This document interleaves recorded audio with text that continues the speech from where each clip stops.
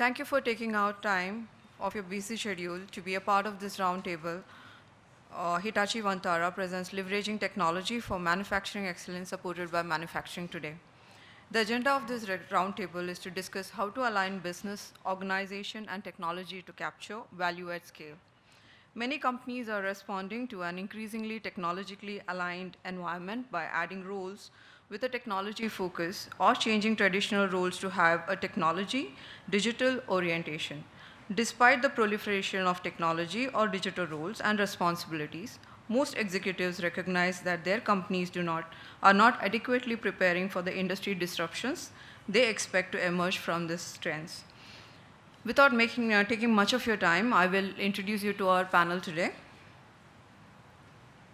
We have Ajit Deshpande, who is a country head for Asia. Ajit is a management system professional with more than 25 years of experience in the area of project management, enterprise-level application, implementations like SAP, CRM, PLM for automotive and aerospace electronic industries. We have Mr. Vishwajit Singh. Vishwajit is a dynamic professional with over 25 years of experience in general management of plant operations. Vishwarup Haldar, he is a strategist and a leader in information systems and technology domain with diverse industries. Mr. Lokendra Singh, Lokendra has started ROS in India right from its inception to the current level, framing all the policies for the organization suiting Indian requirements. Mr. Chandrakant Dage, he specializes in operations research. He's an eminent industry leader with 48 years of experience in engineering industry. Aditi Sharma, she will be joining us soon.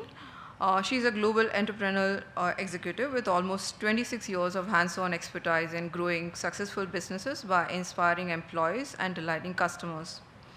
Madhusudan Modgal, he is a senior management professional with extensive solution sales, business development, and account management experience in electronics manufacturing domain. Ms. Sandhya Pandey, she will also be joining us soon. She's a postgraduate and mechanical engineer with a master's in business management, and she has 20 years of experience working with multinational companies. Mr. Anup Sharma, he has 25 years of experience in the automotive industry with expertise in Industry 4.0, lean tool, greenfield facility setup, and business transformation.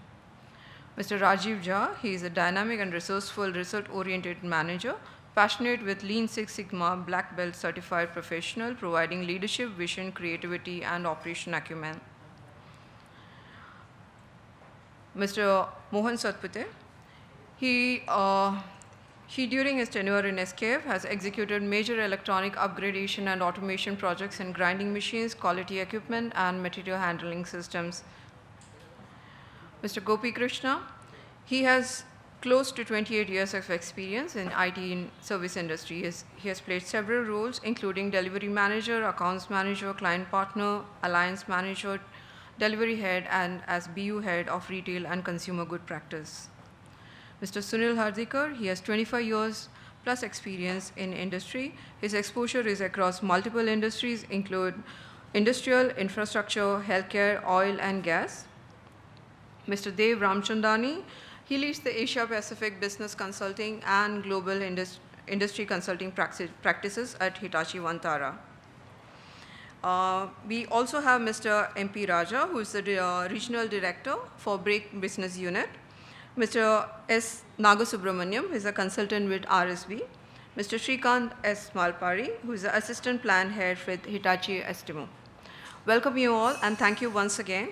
I would like to invite Mr. Gopi Krishna, who is an India leader and mentor for startups, Dynamics Digital, Hitachi Vantara, for presenting his opening address. Mr. Gopi.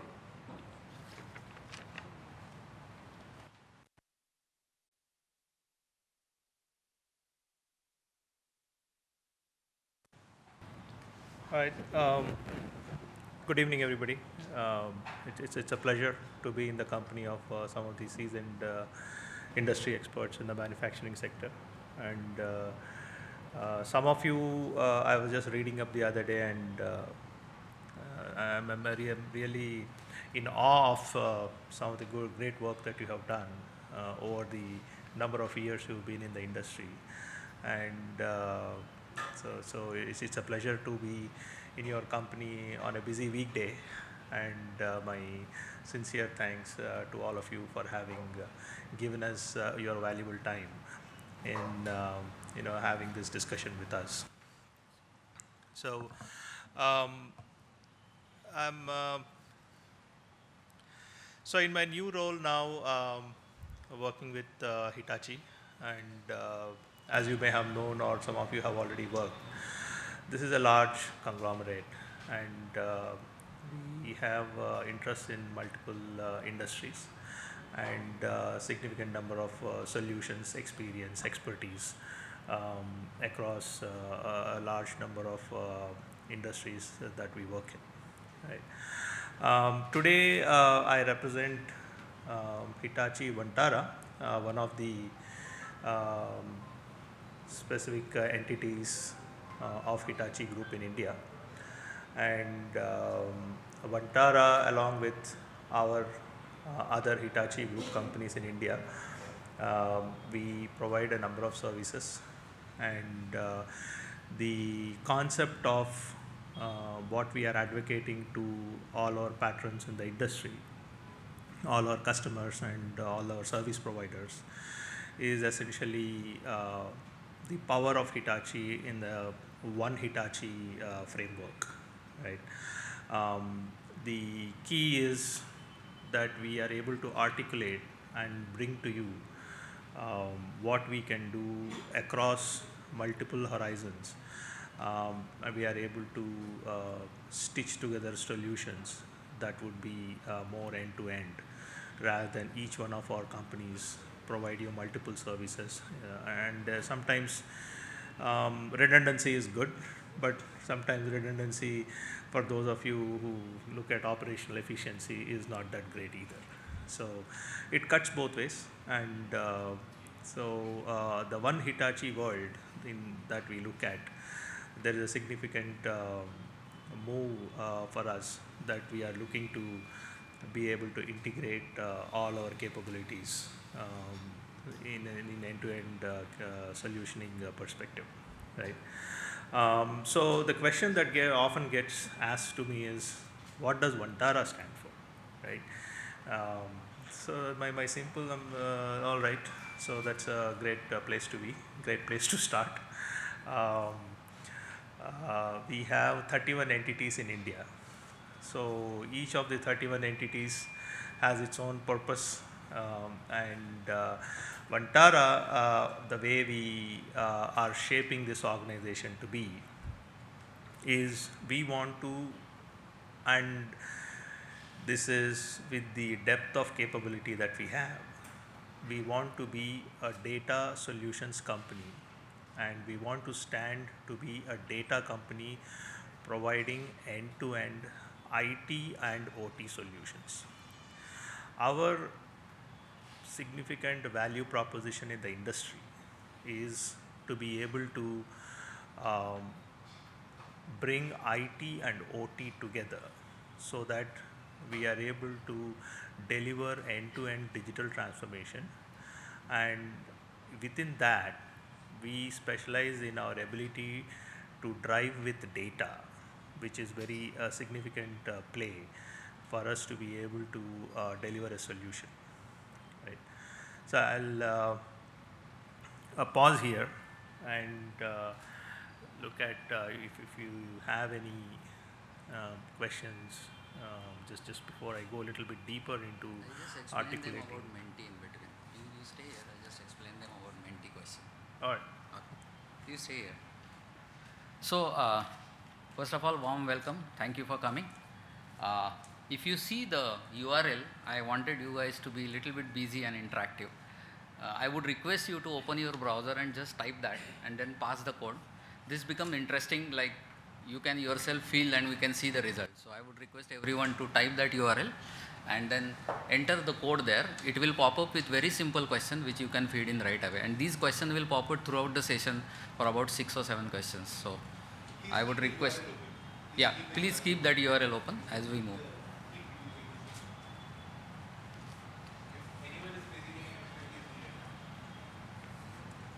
Yeah, so right now there are two questions that you will have to answer.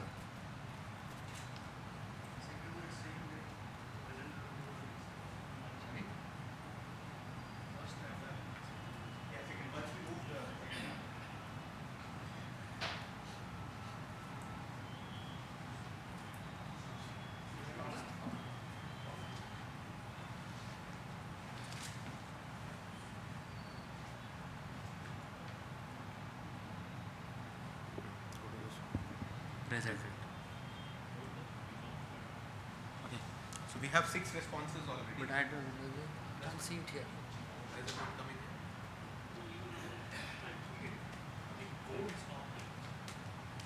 No, we have not moved to the second question. We need the code for the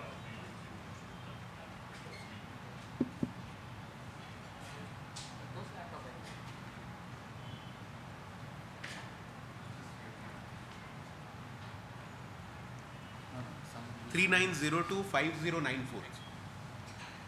5094. 3902 5094.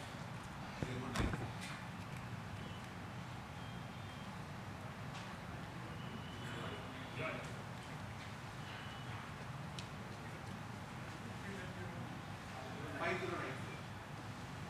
think some issue with the projector.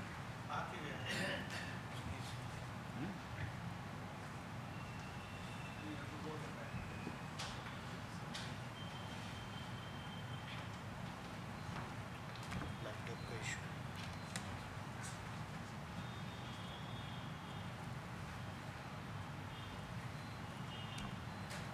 Yes, now we can see. Okay. Thank you. Would be interesting for you. 42%. Yeah, I mean, interesting from where I was.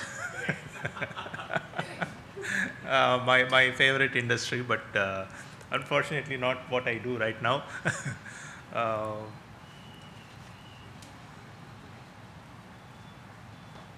everyone? So I believe everyone has already responded, right? We just move to the next question. Either the next.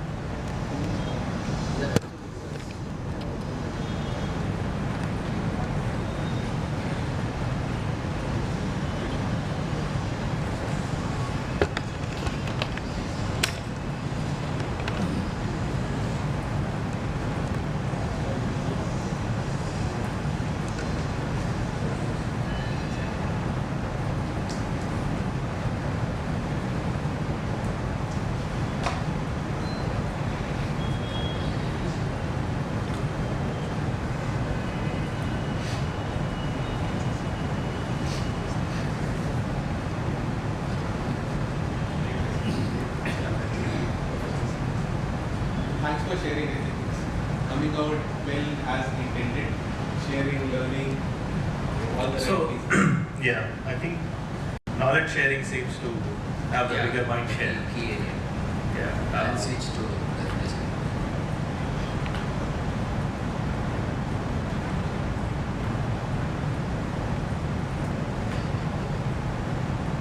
Yes.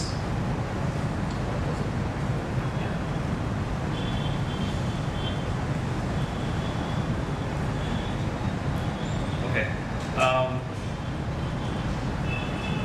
So as I was saying, the Vantara value, overall the Hitachi book value, followed by what Vantara brings to table, that we want to work with you in the industry, is essentially going to be a data-driven feature and a data-driven future. Right? So in this context, there have been a lot of definitions, a lot of ways we have explained what we do. But as we look at how we bring the power of one Hitachi together, there are three aspects of how we want to look at our digital journey and how we want you to look at leveraging what we have at Vantara. The first part is essentially looking at your data center modernization. You look at aspects of migration, automation, and look at aspects of cost, complexity, increasing efficiency. Then there are aspects of looking at what we can do for you in the field of edge intelligence. When you look at when you look at edge intelligence, looking at the core, looking at the cloud, looking at the OT. I mean, how is the value of the IT and OT coming together as we progress between the core, the cloud, and the IT. Right? So the three aspects, and how is it that we bring edge intelligence to you and to the table. Now we don't stop there. That's the bottom of where we start our IT plus OT journey.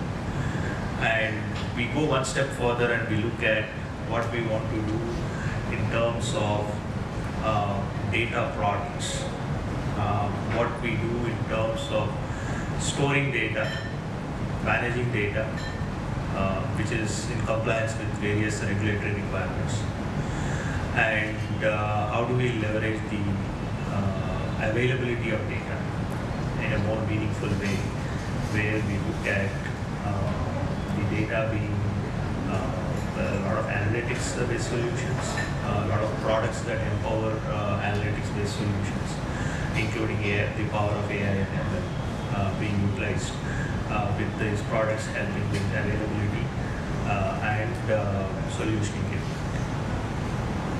Now, then we take it one notch above that, and where we say, okay, now what does the solution or service look like on top of your modernized data center with edge intelligence, with high availability data and ability to bring this data to through analytics to the front for providing services and solutions. This is where we talk about digital solutions, where the journey goes from the OT aspect towards the IT aspect. Now, in the IT part, when we look at solutions and services, we look at your landscape around application modernization, or for that matter, even how do we automate your journey of living on the cloud in terms of reliability engineering. As you move to a number of cloud environments, what is the reliability and how is it that we are able to orchestrate the availability and dependency on the cloud environments? You could be a single public cloud, or you could be in a hybrid cloud, right? Or even in your own private cloud. So in the multi-cloud environment, what is reliability? What are the aspects of reliability engineering that we ensure that there is a seamless way of you being able to operate your solution landscape and the availability on the cloud. So So we have an offering around Hitachi Application Reliability Center, or HARC as we call it. And we have set up that center in Hyderabad here in India. And it's going to be a global center for all our customers around the world to be able to monitor, maintain, automate, and provide reliability engineering on the cloud. So with that, we move towards a lot more industry-specific consulting solutions or advisory capability. So that's how we deconstruct the digital journey and digital transformation through a data-driven approach and drive of the IT and OT confluence, which is the power of our capability. Having been in the industry and done many of these projects to various customers across each of these individual layers, as we would call it. But how is it that we are able to bring all of that through a data-driven approach? Because digital transformation, all digital transformation projects today require your IT into OT capability. Pure IT only is a simple application development, software development capability. But ability to bring the OT aspect, where Hitachi is traditionally strong, and then use the underlying data, power of data to be able to drive the digital transformation, is where I want to set your thought process on where Vantara comes in. And there is significant experience and expertise that we have this in the not only in the manufacturing industry, but across industries, that we are able to deliver solutions to. I will pause here today and run outside if there's any questions for the audience.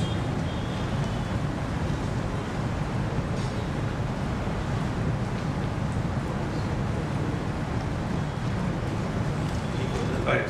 So those of you who are looking at the PPT slide, I didn't bring that PPT.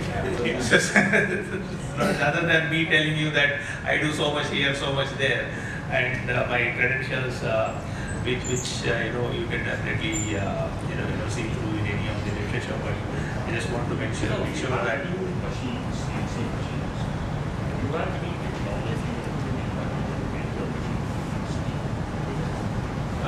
Machines speak to each other. Yeah, in a sense, not the machine computer. So, what do you call it? Typically, machines speak with each other. Do you have the technology? I think Mr. Sajid to Sorry, what was the question? Machine speak. Basically, you have the same solution.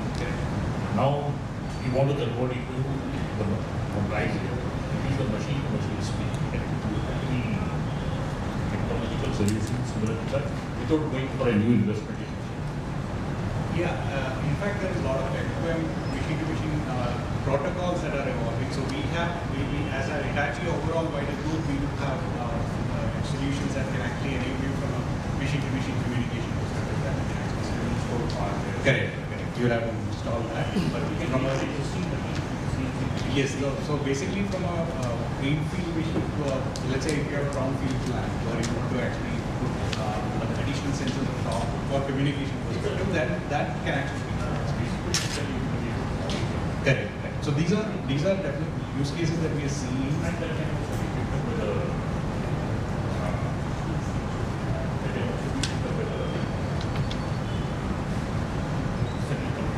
Correct. Correct. So what happens is at the machine level, you put in the communication protocol, the sensors, which can actually talk to each other. That becomes the edge for it, where the data then can actually flow to the cloud, where it is actually accommodated to data analysis. Correct. There is. Yeah. So probably if I have to summarize, you're done with it. Sorry, So essentially, the story around IT into OT, I think. So the IoT platform, right, essentially sits in this place where you can attach multiple machines. Right?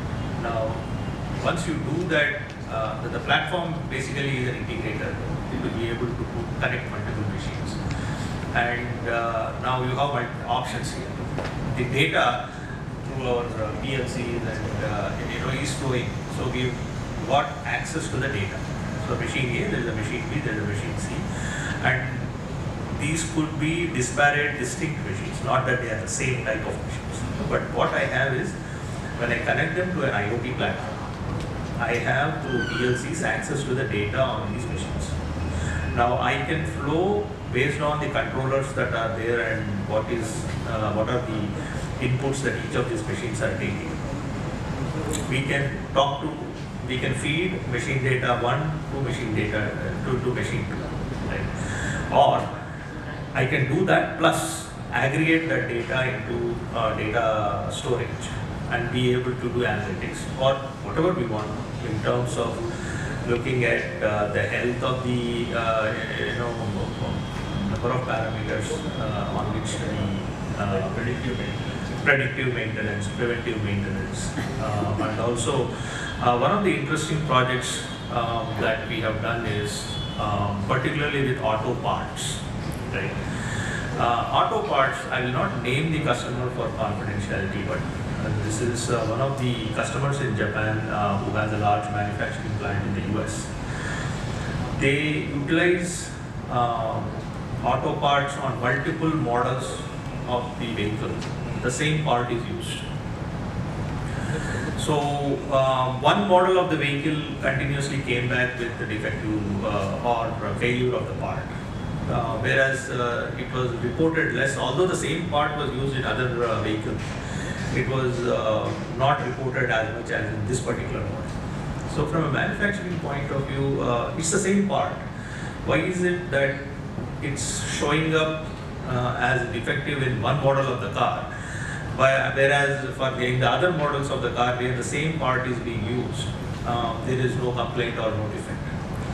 So this was the data that we were compiling and the analytics was run. And there was a specific way that part was being used by one model, whereas it was not the same way that other models were using that part. So what the data analysis of the defective part showed was there was an angle in which the part was cut was wrong, and that was getting heavily abrasive in one model, and it caused high failure. But when we studied that more, we found that after a certain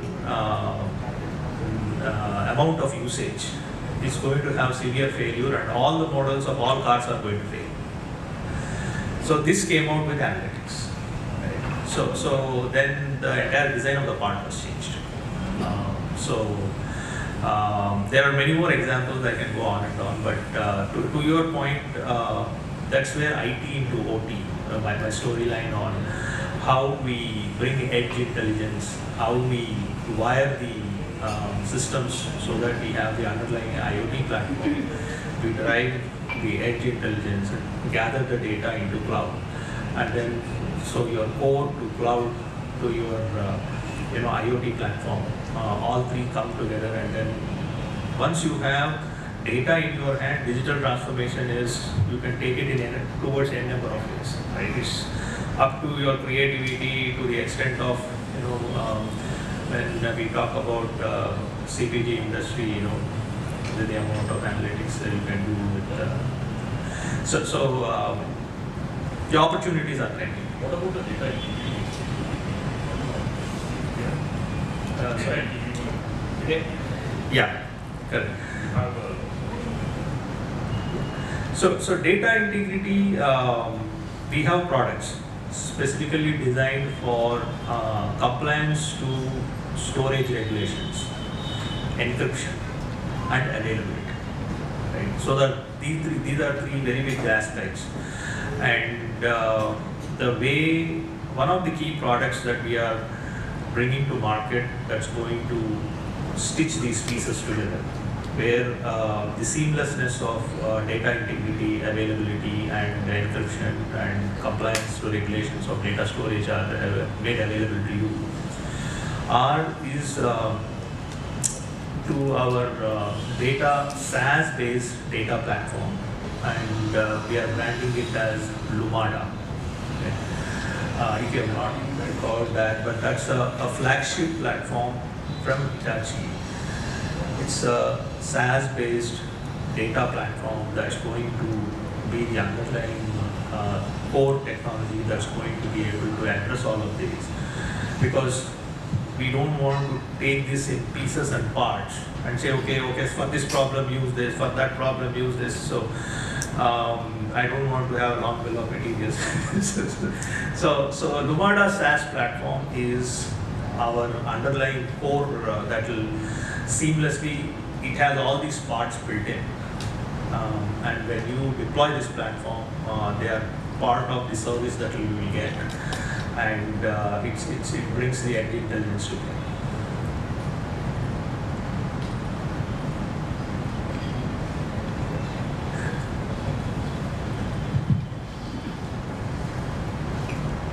Good evening.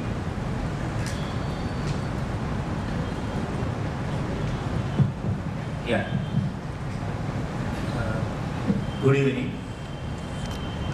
The Tesla factories, gigafactories, what we see on the internet, are these digital factories or they are the normal automated factories where there is a lot of automation? And does Hitachi has any, rather any participation in these factories? Sorry, sir. The first part of your question I missed. The Tesla factories. It is Tesla. Okay. Automotive. Yeah. Yes. We see a lot of many videos of Tesla factories, and these are very big gigafactories. And as we see very shortly on the in the video, are these factories, are they called digital factories or they are normal automated factories? And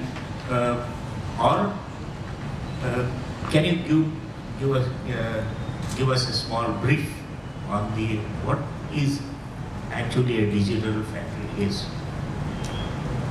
Sure. I can share my perspective. Great question. Yeah, I've seen many Tesla videos, but finally when I drove one, there was nothing inside the car. I don't know how many of you have actually gotten inside an actual Tesla car. It's a big aluminum shell with 4 seats, steering wheel, and one big iPad in the front. And there is the brake and accelerator are 2-in-1.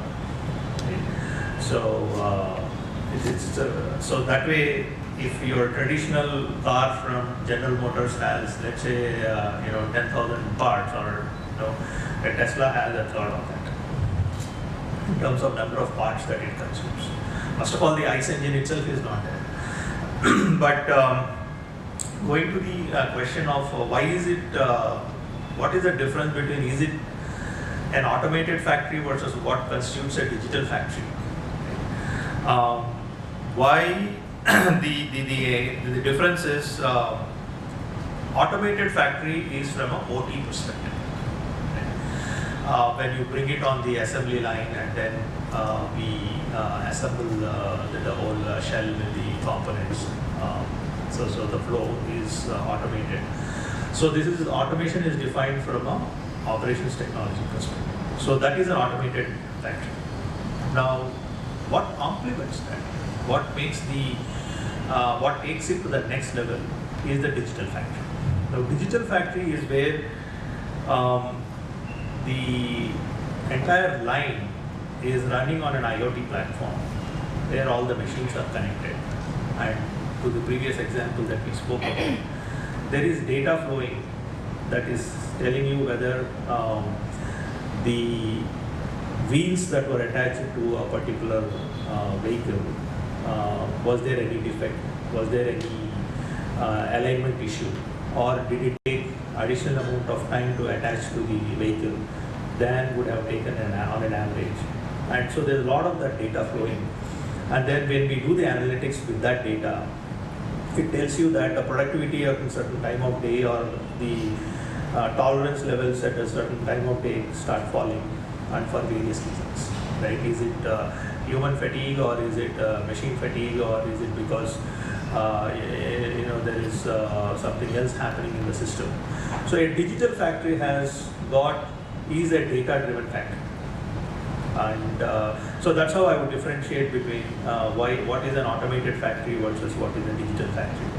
And it's always the power of data. I think the data-driven is the core of digital transformation, because I think one of the subtle differences we are trying to talk to is data-driven does not mean that we will do analytics only, right? Data-driven is the whole solution chain. It is the core with which the whole digital enablement happens. So even for example, all the initiatives from Government of India, there are a number of digital programs that are being driven. At the core of all of them is data. So that is what we specialize in, and we want to call out that in the IT into OT space, our ability to leverage the power of data and be able to drive digital transformation with that is our unique position.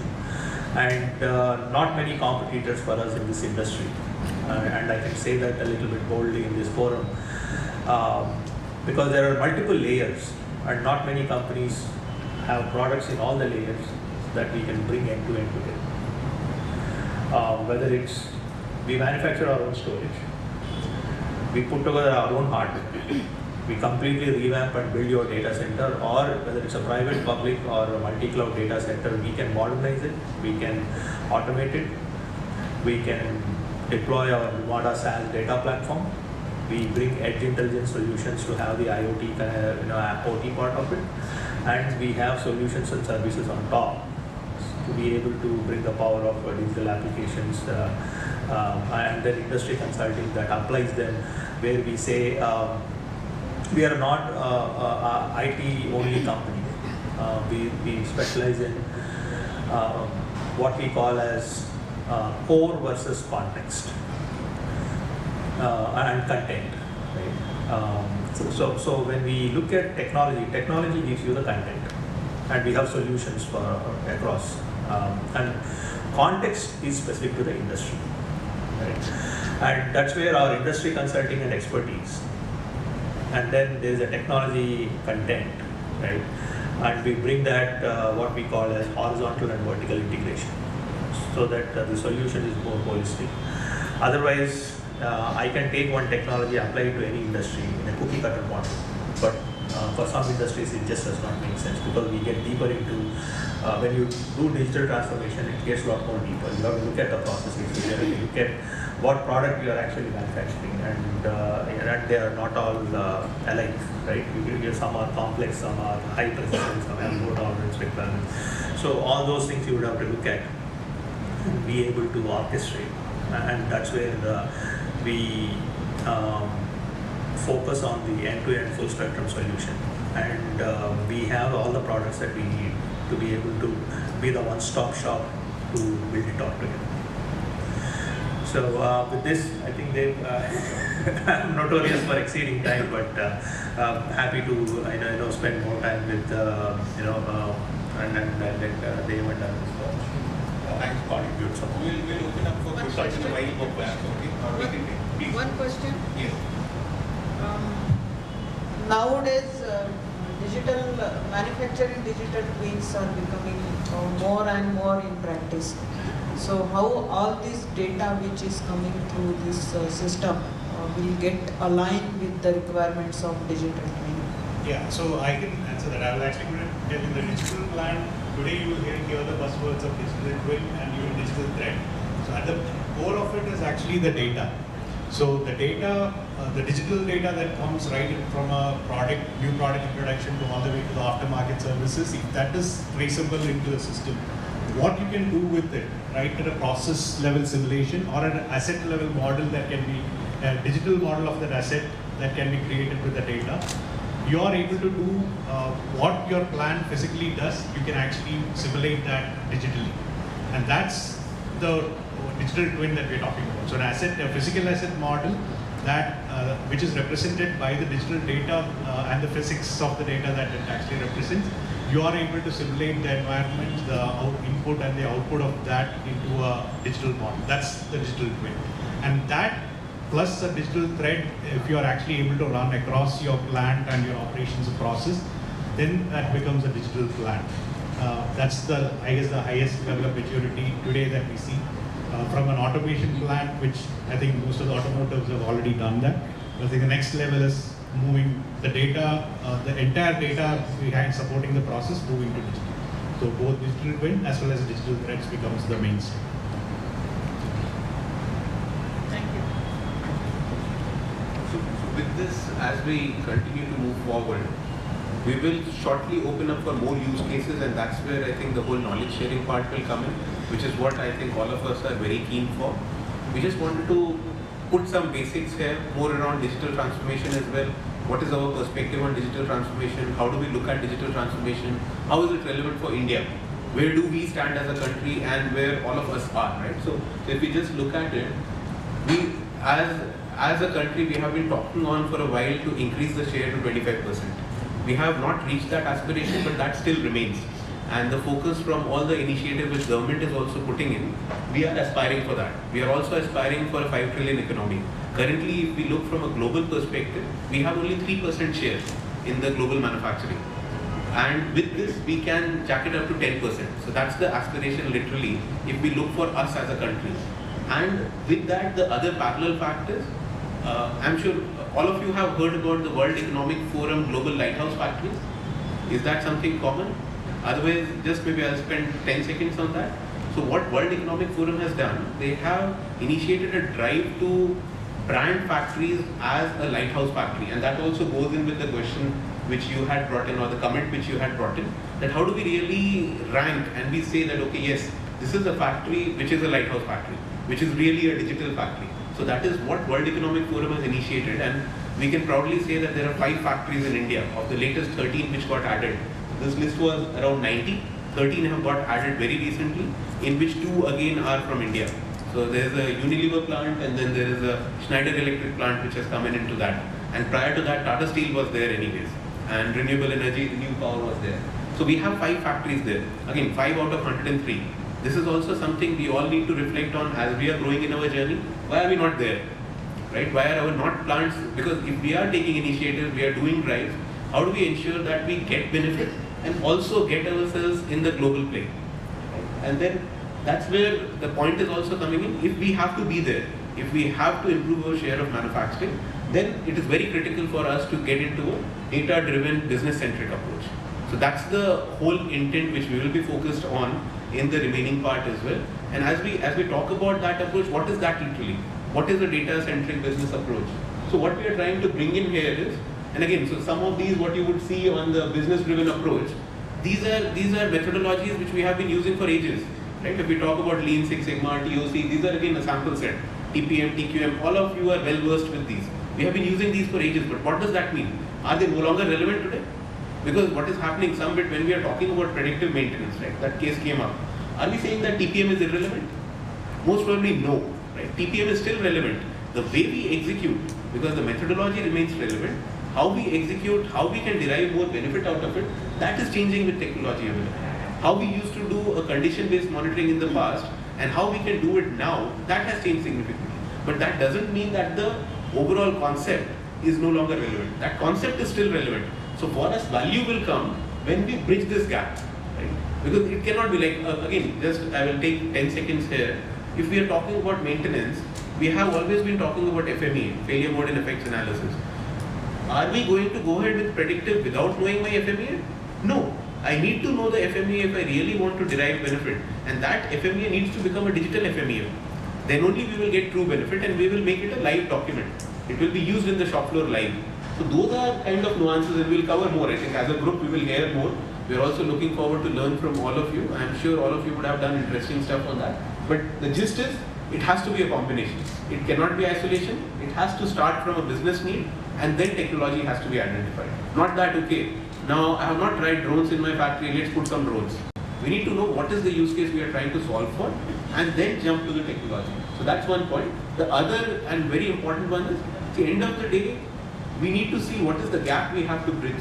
We are at a particular point, and that's what, when we are talking about benchmarking or moving from a particular point to what is my theoretical limit or technical limit. We are not just talking about external benchmarking or internal benchmarking. End game is what is my technical limit?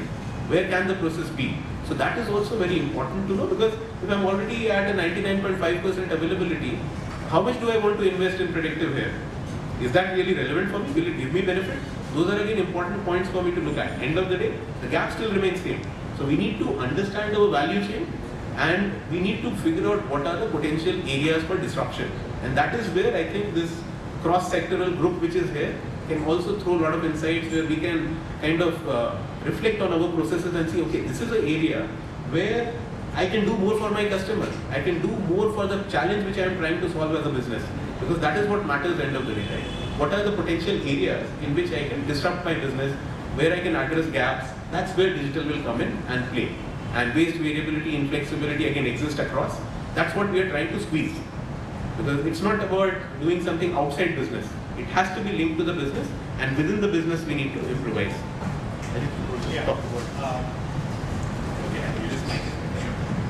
So one thing, right, when I was actually discussing with some of you just before this event, right, one thing I guess we seem to be on the same page is that the next decade is probably going to be about Industry 4.0, and that's the market that's going to be booming, right? So just to give a perspective, I think the market today by 2023 is expected to be more than 340 billion, almost at a 37% growth rate. And that proliferation is coming through the technology part. And but like Dave said, technology alone is not enough. I think you have to identify the right business value for it to actually go to that. The trend that we see, just to touch upon, I think about the use case part, right? In the industrial manufacturing scenario, there are two key patterns that we see emerging, right? One, the products becoming smarter. So we call it the productization. So there's a whole lot of use cases around how you would actually make your product smarter. It's a easy example in the consumer scenario. Your ACs can start talking about, to your other equipments, and so in the industrial context that you asked the question, how the machines can talk to each other. So what you build in your as an industrial product, how do you build in the intelligence into the product which can do self-healing, self-diagnostics? Those things are some of the use cases that we see on the digital product side, and big money is being spent around that. The second space that we see where a lot of the use case moving towards is what we call the servitization. So once your product is in the market, the whole aspect of how you can actually bring down, obviously it generates new revenue for you as a manufacturer, or you can actually go into services side of things, but how do you deliver the better customer experience of services? There's a lot of technology play there. So the whole, asset management, predictive maintenance, all of those comes into that aspect. So there are a lot of spend we see on manufacturers on that side of the equation as well. So just to the way you asked about the question of the maturity, right? The way we look at it is in these stages. We see firms which don't have basic data which is digitized, right? I mean, that's probably the lowest of all what you kind of see. There are processes, obviously, that they have logbooks, books, whatever, but there's no digital data available even at a process level. Very few now, but I think people have moved beyond that. Bulk of the firms we see are in the second stage, where obviously there are supporting IT systems, process, ERP systems available, but data still are situated in silos. I mean, things are not talking to each other. You have basic reporting, all of that, but obviously the analytics, the decision power making, that's still not fully utilized because you still have not connected the processes and this one.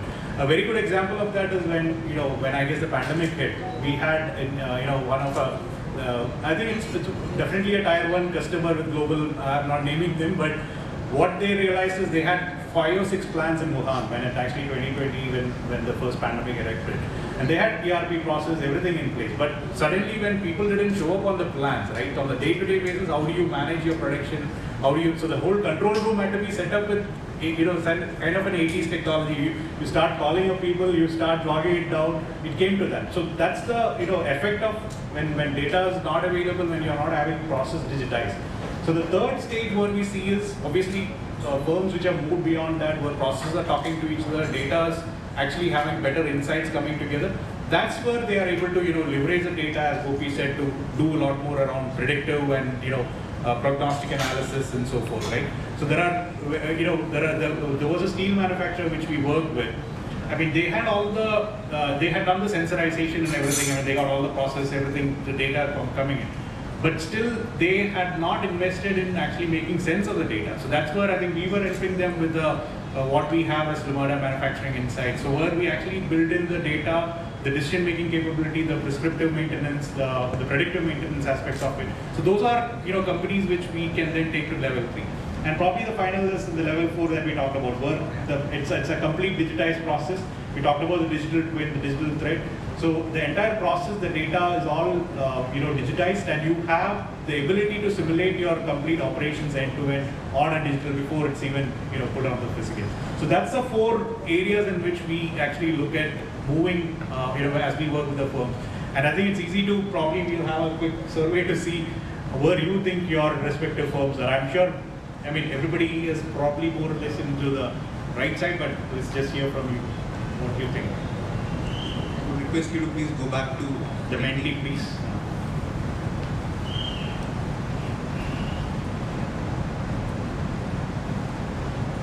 It'll be interesting to see your perception of where you are.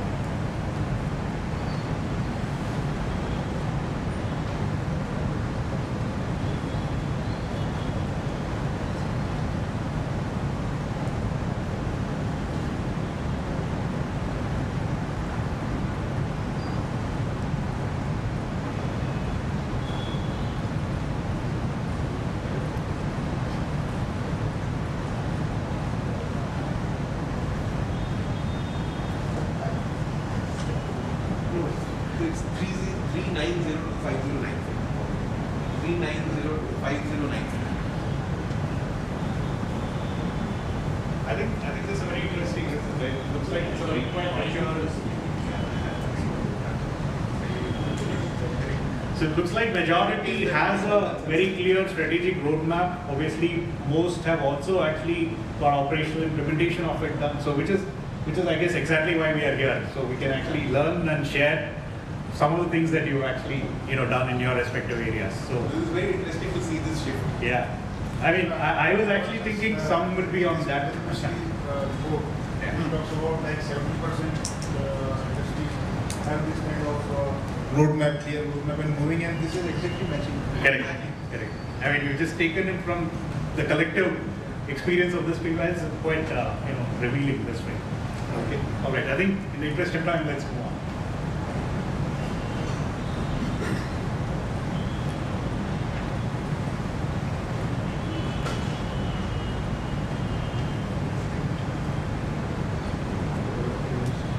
So this again, I'll just quickly brief on this and we can discuss this as we continue. The intent here is again to articulate that it is important to start with business objective. We already covered that, and that has to be more holistic, right? So we have to look at 3 broad dimensions. We need to understand our operational value stream, we need to understand the management systems, and obviously the industrial IoT layer. All 3 have to go in tandem for us to figure out what are the right areas where we need to focus and thereby go ahead with implementation. So this again articulates, I would say, a 5-step methodical approach on how do we go about doing that. I'll also not talk more on this. I'll just probably give a quick gist. So again, figure out the vision, prioritize, identify the business value, business impact, and this need not necessarily always be monetary. This could be strategic in nature as well. There are some decision making which we need to do keeping the future state in mind, because if we don't go with the basic, as data is the starting point, right? If we don't go with the basic, we will not be able to adopt to the advanced use cases, which probably may not keep us relevant in future. So from that perspective as well, and then the third stage is more of a POV. So this is one bit which I would want to articulate, because the industry has moved away from POCs. Don't talk about POCs. Proof of concept is no longer needed. Concept is proven. What we need to see is this technology or is this methodology valuable in my context? So it's proof of value. So okay, predictive maintenance is very good. Methodology is available. If I put it in this asset in my shop floor, will it give me benefit or not? I need to see that proof of value, just as an example. And then once we have the POV, that's when we jump and implement at scale and then sustain. So this again has to go in tandem with the aspects around people, systems as well. It cannot be as simple as, okay, I got a new technology, let me just put that in place. How do people react with that? How do we work with that is equally important. and also important again to train the people, because then the decision making has to shift, everything has to shift around that.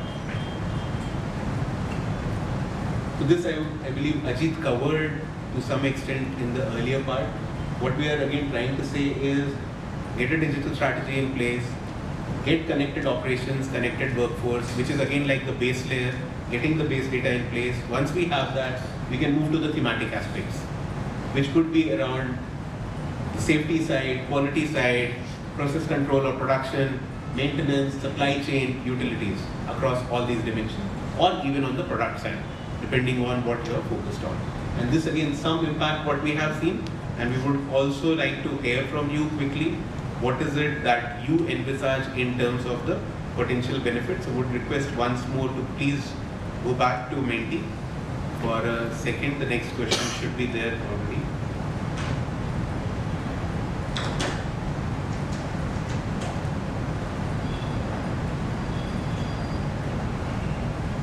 So this could be again something which you have already seen, or what you envisage could be there as a potential, your perspective on that.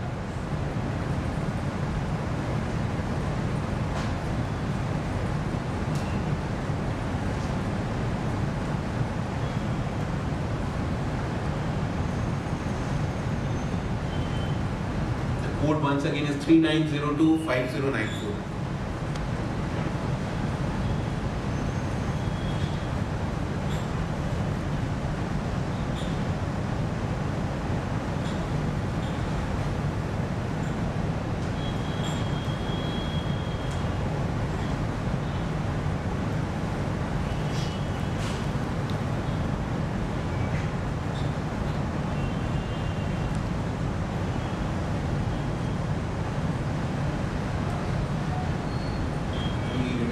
Favorite? Correct.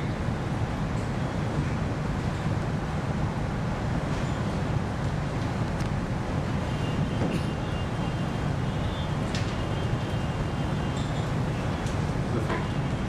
We have all the responses. So all around 4-ish, I would say, in terms of weightage. All have potential, and that's what we believe as well, and we'll be covering some of these as we move ahead. With this, I'll hand over to Sunil.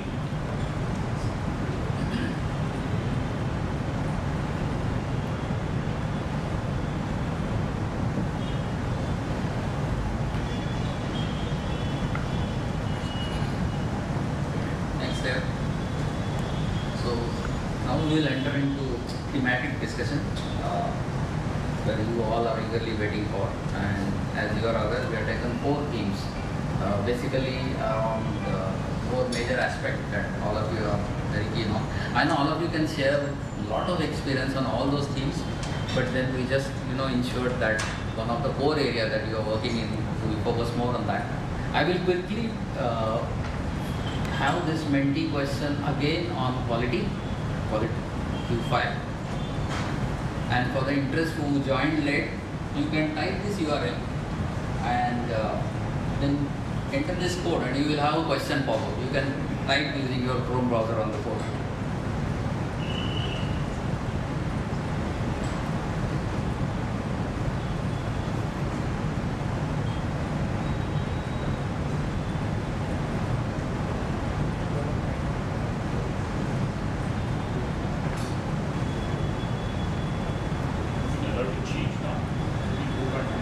Yeah. Same code. Code remains same.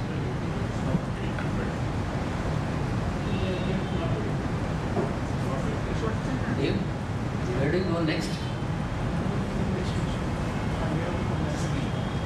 Which one? Let's see the result.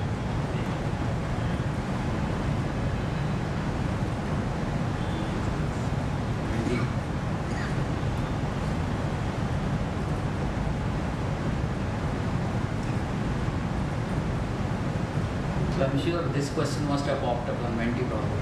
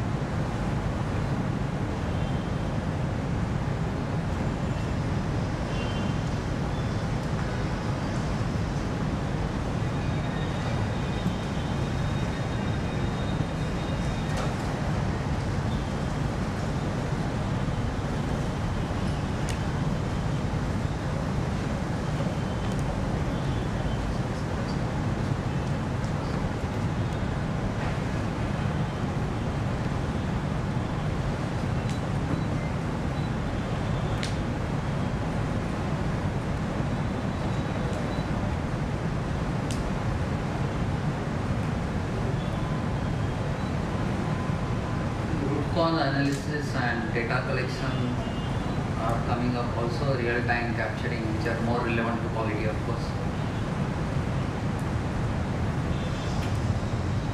This is what the forum feels about. I'll switch over to a quick presentation.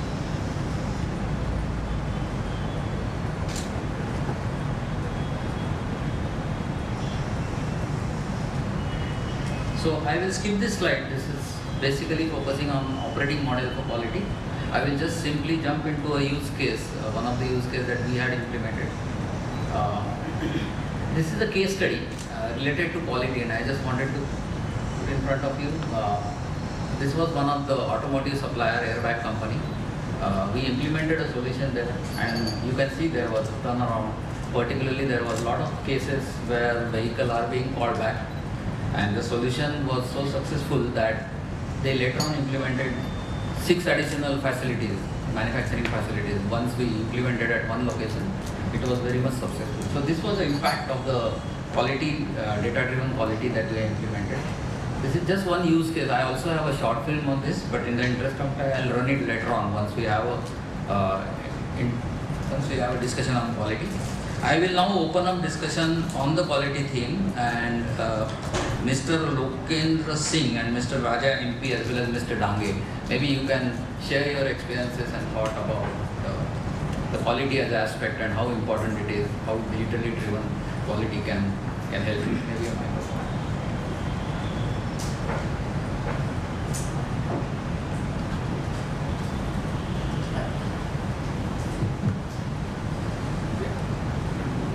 I come from a very hardcore machine building company where we manufacture equipment based on the client's requirement.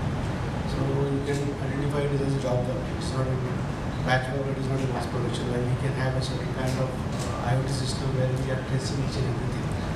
So what we know what IoT is, we understand how it is important, but how do we actually use in the quality part is mostly it is on the data collection most of the time, because in our industry we need physical verification of each and every part to be done, and we can't give away that part.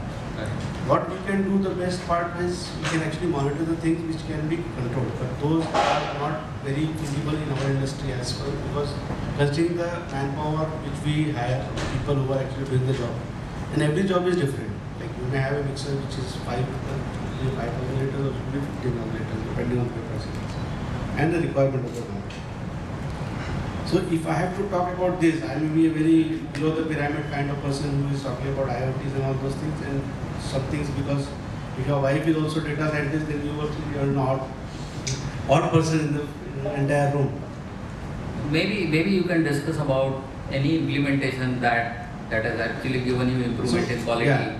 or even share your experience, not only for the forum but in the interest of everyone. So in the Any interest failures? of this, what we did is we actually started because SAP is a very common tool which everybody uses, and we started doing the traceability part of it, wherein actually we started giving batch codes for each and every item wherever it comes, like for example, and that helped us to actually trace the entire equipped part of it. Like say, for example, we got steel from some of the manufacturer, we give it a batch number to the equipment, and then we can actually trace it from GRN level to the PR level.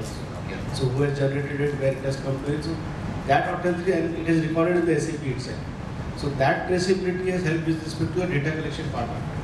And rest of it, like talk and all those things we use, we have Bluetooth based monitoring also. But then there is lot of, you need lot of monitoring of the people to understand whether it is to be used. I mean, somebody is using a talk, and if he doesn't put the Bluetooth on, something he puts it off, it is not connected. So there is lot of challenges which we face along with it. But traceability is something which we are able to do it. So because of traceability, how much count you will give that you improve the quality in terms of percent or ppm, or I mean just a ballpark figure, how much you, and how much time it took for you to implement a broader scale traceability? On an average, it took us approximately 3 months of time to get into this. Okay. And the advantage of traceability is that we are able to deliver, let's take example, for the quality of equipment which is going out. If I range it in the range of 75 to 80% out, which goes to the customer, has gone up to 90% out. Oh, great. That is a very good achievement. Thank you. Mr. Raja, you want to share your experiences? Good evening. So, my name is Raja. I'm from Hitachi Astemo Brake Business Unit. We have a manufacturing plant in Jalgaon. We are in the business of safety products. We typically design, develop, manufacture, and supply brake systems for all the major customers in India like Suzuki, Tata, Mahindra, Renault, Nissan, and so on. So, obviously, for us, being a safety product, it's of paramount importance for us. So we have been a very conventional manufacturing organization till we really became a part of Hitachi family about a year ago.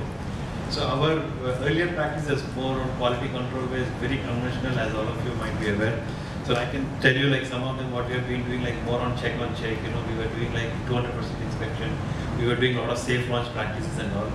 Till we really decided to put some investment into product quality so that we really know the product which is coming after the complete manufacturing chain of machining and assembly, and the end of line assembly testing and so on and so forth. So very recently we could do some investment for like real-time monitoring of piping torque, like if there is any leakage in the brake system, the end of line assembly line testing. So all this data also we record in a system. We analyze the data for all the parts that we produce, which also goes to multiple customers. That has given us a huge breather. We could catch a lot of defects which are happening in the line, which hitherto was not happening. That was one major breakthrough that we had. We also, as this gentleman mentioned, we also started introducing traceability also, not for the parts that we purchase from suppliers, but at least for parts that we make in-house, we have introduced a traceability. So at the assembly level, so the parts which go to the end customer, if there is a defect on the vehicle assembly line, we can easily trace back to the batch and to the shift to which the part is produced. To that extent, we want to still take it backwards even up to the supplier. So we have achieved some partial success on that. So this is also something that we have done so far. So these are some of the initiatives which I've done in the past. I was just going through this slide also. I think this slide is pretty interesting. Perhaps I would really want to leverage Hitachi Vantara's, I think presence here in Pune as well. I would also ask my colleagues from the plant to visit Vantara and understand the solution that you have. And more important for me, the very first bullet is the early detection of operational deviations and failures in production line. I think that's a real key for us. And just a week ago, we had an issue at Tata Motors, the assembly line, where the parts, the brakes that we produce passed through our assembly line, but it failed in the Tata line. Sure. And we figured out that one of the dimensions that was supposed to be maintained in our machining center was not maintained. Then when we did a root cause analysis, we found out the tool should have been changed after every 5,000 parts were produced, and it did not happen because the operator who was supposed to change the tool did not change it. Okay, and that went undetected in our line and eventually went to the customer and it got detected there. So this is something really shook us actually last week, and it almost led to quite a recall situation. So this really woke up, and I think we really want to maybe discuss that. This is also one reason why I'm here. Happy to help anyway. Yeah, so we want to discuss with you how to really take it forward. Sure. And everybody in this room will surely agree that brakes and steering is something we cannot compromise on the quality. There's safety products, and if you have any issue that can really lead to loss of life on the end customer vehicle. Sure. Mr. Dangi, you want to express something on quality specifically? I would like to share our experience on the testing of the steering gear. In the past, we were checking the steering gears on the conventionally made hydraulic test stands. And on this test stand, it was possible for the tester to feel the steering gear, because he used to turn the steering gear and have a feel of the steering gear. But it was difficult for us to analyze when we had failures in this, when we do not get the expected feel. How to measure, how to quantify that. Later on, we added a machine from Titan, and on this machine there was a monitor. This monitor used to show us how the pressure is built into the system when you turn, and there is some expected curve which is required to be followed by the steering gear to have this feel. So after adding this machine, it was possible for us to monitor the graph which we call as a pressure versus torque graph, and this was helpful for us. So we could analyze a steering gear if we have defects on the field of the steering gear. And many such small things were done. This was done also with respect to the pumps which we manufacture for our power steering gear systems. And these, the flow of the pump is required to a basic level if you at all you have to have and this was not earlier possible for us. So, but after adding a machine from Korea, we could do it.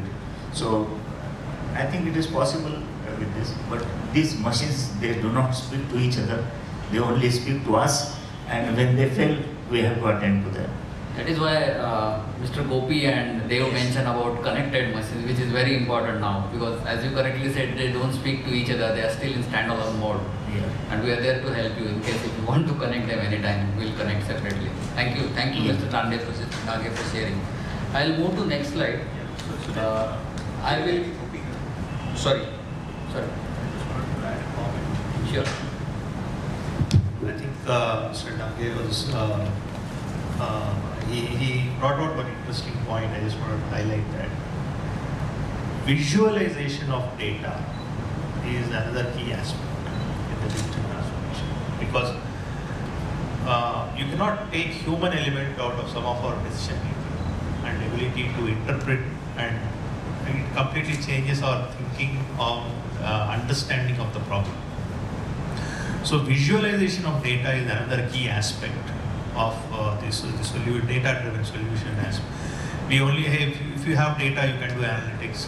But in addition to analytics and a lot of preventive, predictive, and all the AI/ML data sets we talk about, visualization is a significant aspect.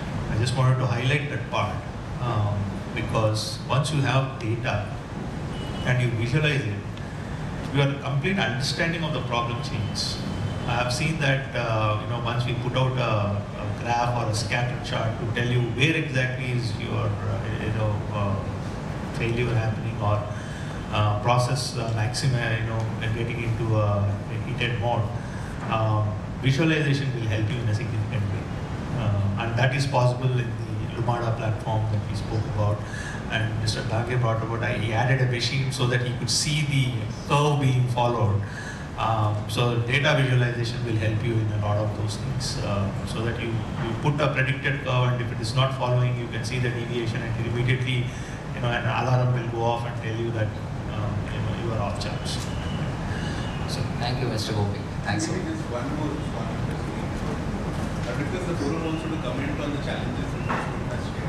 One point, any thoughts from your side would be helpful. Because in general, I'm sure all of you understand quality. Myself, Ajit, I represent for Asia. We are French MNC, primarily into auto components, which are seats, exhaust systems, and interior. I would like to give an example which is not belongs to Faurecia, but prior to joining Faurecia, I worked with Tatas for 12 years. And one of the key challenge was we were the pioneer in India for manufacturing the machining components for aerospace, which demands high amount of traceability and the genealogy. From your invoice, you should be able to track man, machine, method, and material. And we did the digitization almost 7 years back in Tata, where not only the machine connectivity part, CNC used to talk to CNC and process controls. On even CNC, we did the version control of CNC programs, because that's one of the need of aerospace. And in line with that, same the control on the tool change part of it, because when we were manufacturing, we were doing manufacturing on aluminum and titanium. And the system was built based on some analysis where first we capture the data that at what period the tools start getting blunt, where it needs resharpening or we need to be replaced. And based on that first analysis, we built the alarms in the system that when the tool needs to be removed out of a machine on the basis of component manufacture, on the on the amount of time we manufacture, because some of those were need a manufacturing time of few hours. And I'm happy to share that Tata was the first to get a Boeing digital product definition certification in India, which talks about from a data coming from a design to end inspection. This case is still very relevant for me, in my mind, to share it, but it's feasible. Thank you, Mr. Thanks for Deshpande. sharing, because I think that's the challenge we share, not in the whole tool life cycle, the tool management. Thank you very much. I'm representing RSB Transmissions. And we have 13 plants in India, 2 overseas, and we are into all the property manufacturing and also the construction equipment indicates. And one of the customers is Tata Hitachi at Java. Now, right from the beginning, as far as I remember, even I had also worked with the quality, though I was in a different field at the time I was in the source. Quality is something seen in every aspect of activity. Not starting from the receptionist onwards, work of account, not confined to the shop. So this kind of a system we have implemented. I'm proud to say that today we are a Deming company, or auto vertically certified for the Deming, the world highest quality. We got this award way back in 2013. And just before 2 years back, we got the TPM award. So the quality is already there, built in the system. So most important thing what I just want to share, the quality is not confined to the people, certain people who think at certain level, in top bottom. The quality is also taught at the product level. So we have a system called continual improvement projects every year, in which every continual improvement, or what do you call it in the typical language in Japan, Kaizen. Every employee has got to contribute the continual improvement project.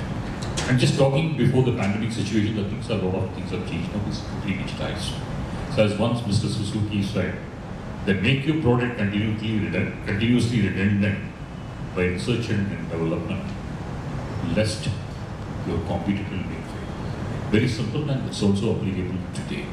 So we have a system in which every employee has got to contribute for the continual improvement. This got a very broad data analysis, and how much is giving at the end of the day, what's the value addition is giving. In terms of quality, in terms of safety, there are so many parameters are built. It's a very vast. It took about 6 years for us to get the Deming Award. Japanese people used to go to every aspect, right from the receptionist onwards, can you believe it? So the quality is already there and built in the system. Now, that's been there now, and after the pandemic situation has become, we're going to be digital. If you're not digital, you perish. It's a very simple thing, it's going to be with the losing image. So my colleague, Mr. Vishwaru, yes, he's the head of the VP, head of the IT, has been working on this very vigorously, takes care of the entire thing. And more he'll be able to perhaps share this with you when he's come. So we have a active quality building every activity. We look from that angle, not at the shop floor alone. So automatically things take care of, but the quality is taken care of in all the places. What are the things are taken care of? Now we have gone in a digital mode. A lot of things are happening, especially post-pandemic, the amount of things which you had a vacuum in the pandemic situation. So those things are all has got to hit. And you are not digitized, you are going to be out of mind. Very simple. At a stage come that, find finance, for example. Your balance sheet be ready on 31st of March by 12 o'clock. You don't need. Everything is getting more digitized now. So the quality is everywhere in every activity is there. Thank you. Thanks for sharing. Thank you. Yeah, please. It's an interesting discussion going on, and in my 25 years of career, almost more than 10 years I have been in corporate quality. So I'll just add a bit of it from my experience.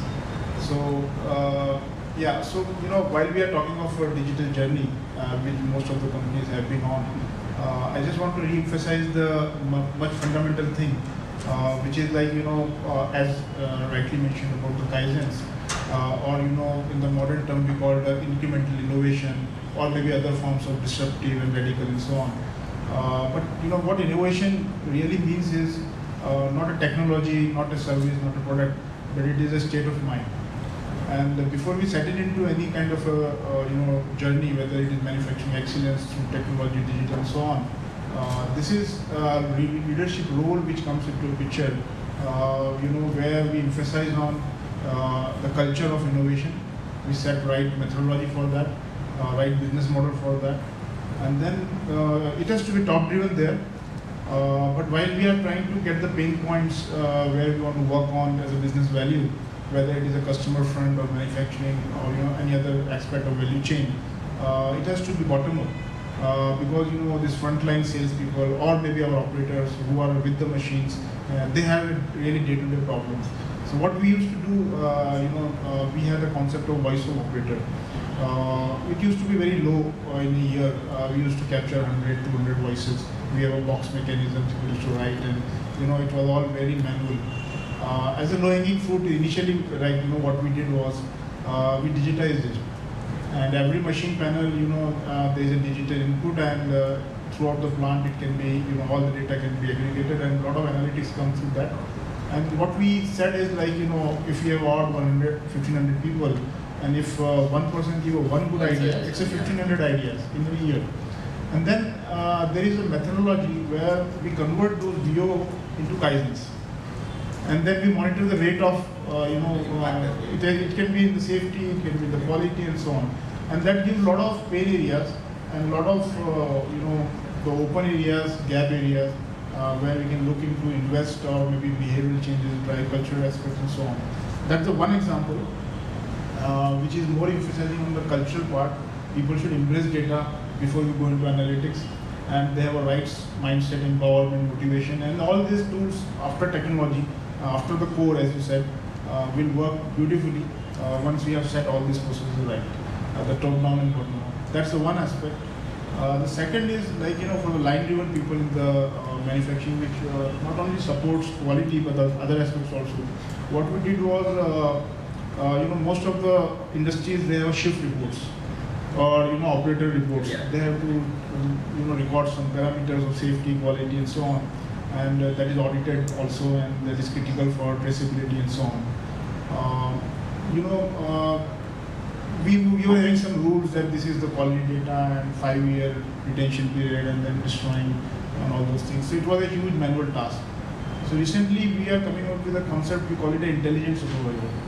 So we are working on a thing that we capture all these things real time, and then operator has to just tap on it. For example, machine temperature, pressure, or some other aspects, rather than writing it, which can have a typological error. It will be recorded at that moment. Second thing, when this data is there and the past historical data is there, how can we put some AI ML with our technical standard? Because normally what people will do, 7 QC tools and something trend chart going up down, they have to have some technical knowledge, feedback things, which if they don't have this technical mastery, they forgot the standards. So we built into that system. We are working on that. We have connected few people there. We need right partners actually. If we add all those knowledge there, then rather than showing what has gone wrong, it will also prescribe or do some guidance there. What has to be done now? And then last mode will be auto correction and so on. And also we intend to do some the machine maintenance kind of inputs where we don't have to really open the machine. We get some signals, and then we can do more better planning. So these are the two examples I thought would be relevant, which really improve many of the things. This journey is still on. There are many more things to do, but in terms of operational efficiencies, this works very well. Thanks for sharing. Thank you. Some of these conversations can continue over dinner as well, right? Sure. Sorry, please. So I'll enter into another. Oh, sorry. So my name is Aditi Sharma, and I'm now right now working with Vedanta. And it's a very, very different field which I have moved to. Before going to Vedanta, I have 26 years of experience, predominantly in manufacturing industry and service industry. So I'll share two learnings which I had, which actually got me towards the entire digital journey. Once I visited Bosch in Bidadi, and I was, there is something which is to do with the capability of people which drives quality. And we most often keep coming back saying that I put some temp worker and hence we have created some kind of problem, right? So when they went into the IIoT journey, the first thing they did was they connected the critical to quality parameters and the skill levels to the RFID of people, and they went into that 4 moon or 4 quartile thing, and that was in the RFID. And the machine also had the requirement of those 4 quartile training assessment or the technical level. And when the person will board the bus from his or her station, and when he puts his RFID or the thumb impression, that used to send a signal to the plant where they do the assigning of work to people. So by the time the person comes to office, the work used to, and the machine used to be assigned. And when he or she will go to the station and put the RFID, it will allow you to work or not allow you to work. That was one of the best thing I have seen, is a simple technological intervention to ensure that the machine won't work unless you are fully skilled. So that was one learning I had. The other one is in Cummins. I was with Cummins till July last year, and we also have the same very prestigious customer called Tata Motors. So when we had lots of learnings in our BS4 launch, and after the launch, any vehicle launch will take another 1 year for us to learn from the mistakes and correct it, and then after 1 year, by then the customer has already started trying to go to other competition. So we in Cummins believe that we have to be the part of the success story of our customer. So how to make the customer successful. So when we were moving to BS6, we took all the learning from BS4, put the advanced analytics into BS4 and said, even if every part is within tolerance, the stack-up tolerances still play a part on the performance of vehicles, specifically in the speed, in terms of oil consumption, in terms of fuel consumption, in terms of the variability which come in various kind of failure modes, like your push-out bands, like your tire burst and all kind of things. Also, we were moving to the next level of emissions. So the entire learning of BS4 has been taken and put into the digital acceleration part. Then we put all these new found black boxes on the new vehicles and connected our emissions and engine solutions together. So today, if you see in Cummins, we get to know way in advance if we are moving towards a path where the stack-up tolerances can create a problem. So it has now gone from predictive to prognostic basically. So even before a failure could happen, we come back and start making the changes at our supplier end. So there is an entire part-to-part traceability in terms of the person, time, which lot, where did it come from, who assembled it, and what is the stack-up tolerance. So these are the two examples which are there from my erstwhile industry. Where I am right now, it's such a different space because we get everything from Mother Earth.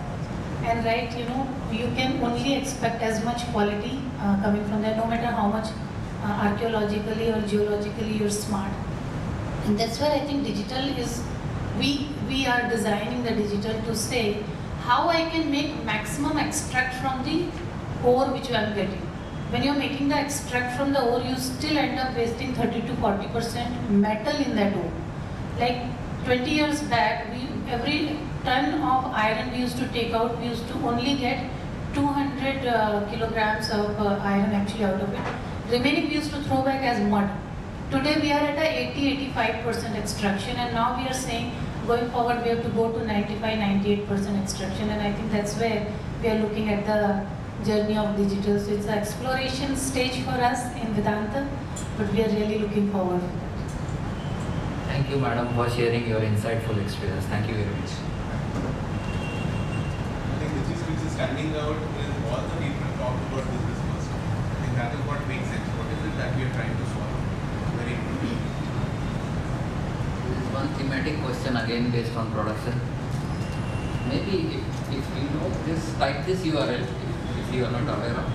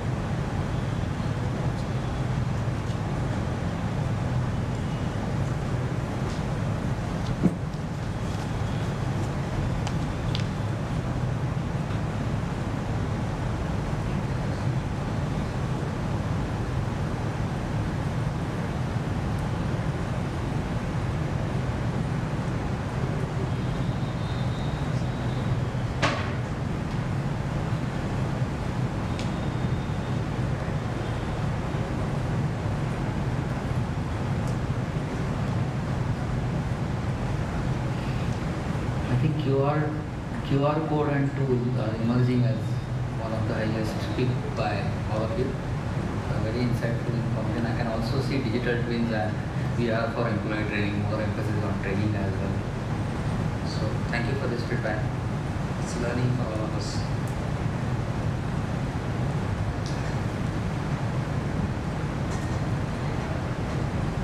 So I will skip this operating model, which is quite lengthy and probably boring at this point of time, but I will quickly jump into one of the use cases that we implemented. This was for a tire company. There was excess raw material which has been used while manufacturing the tire, and we solved this problem. You can see the takeaway, but in the meantime, while I display the use case where you see the winning edge of our solution, I will also invite speakers on production.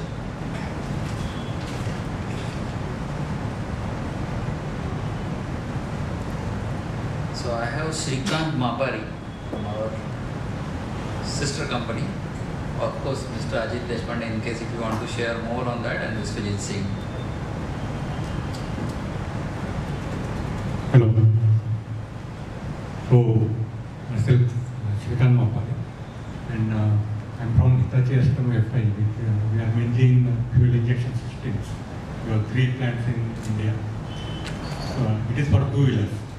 So, actually, if you talk about IoT, we are beginners still, learning lot many things from here, and we can see lot many opportunities over here.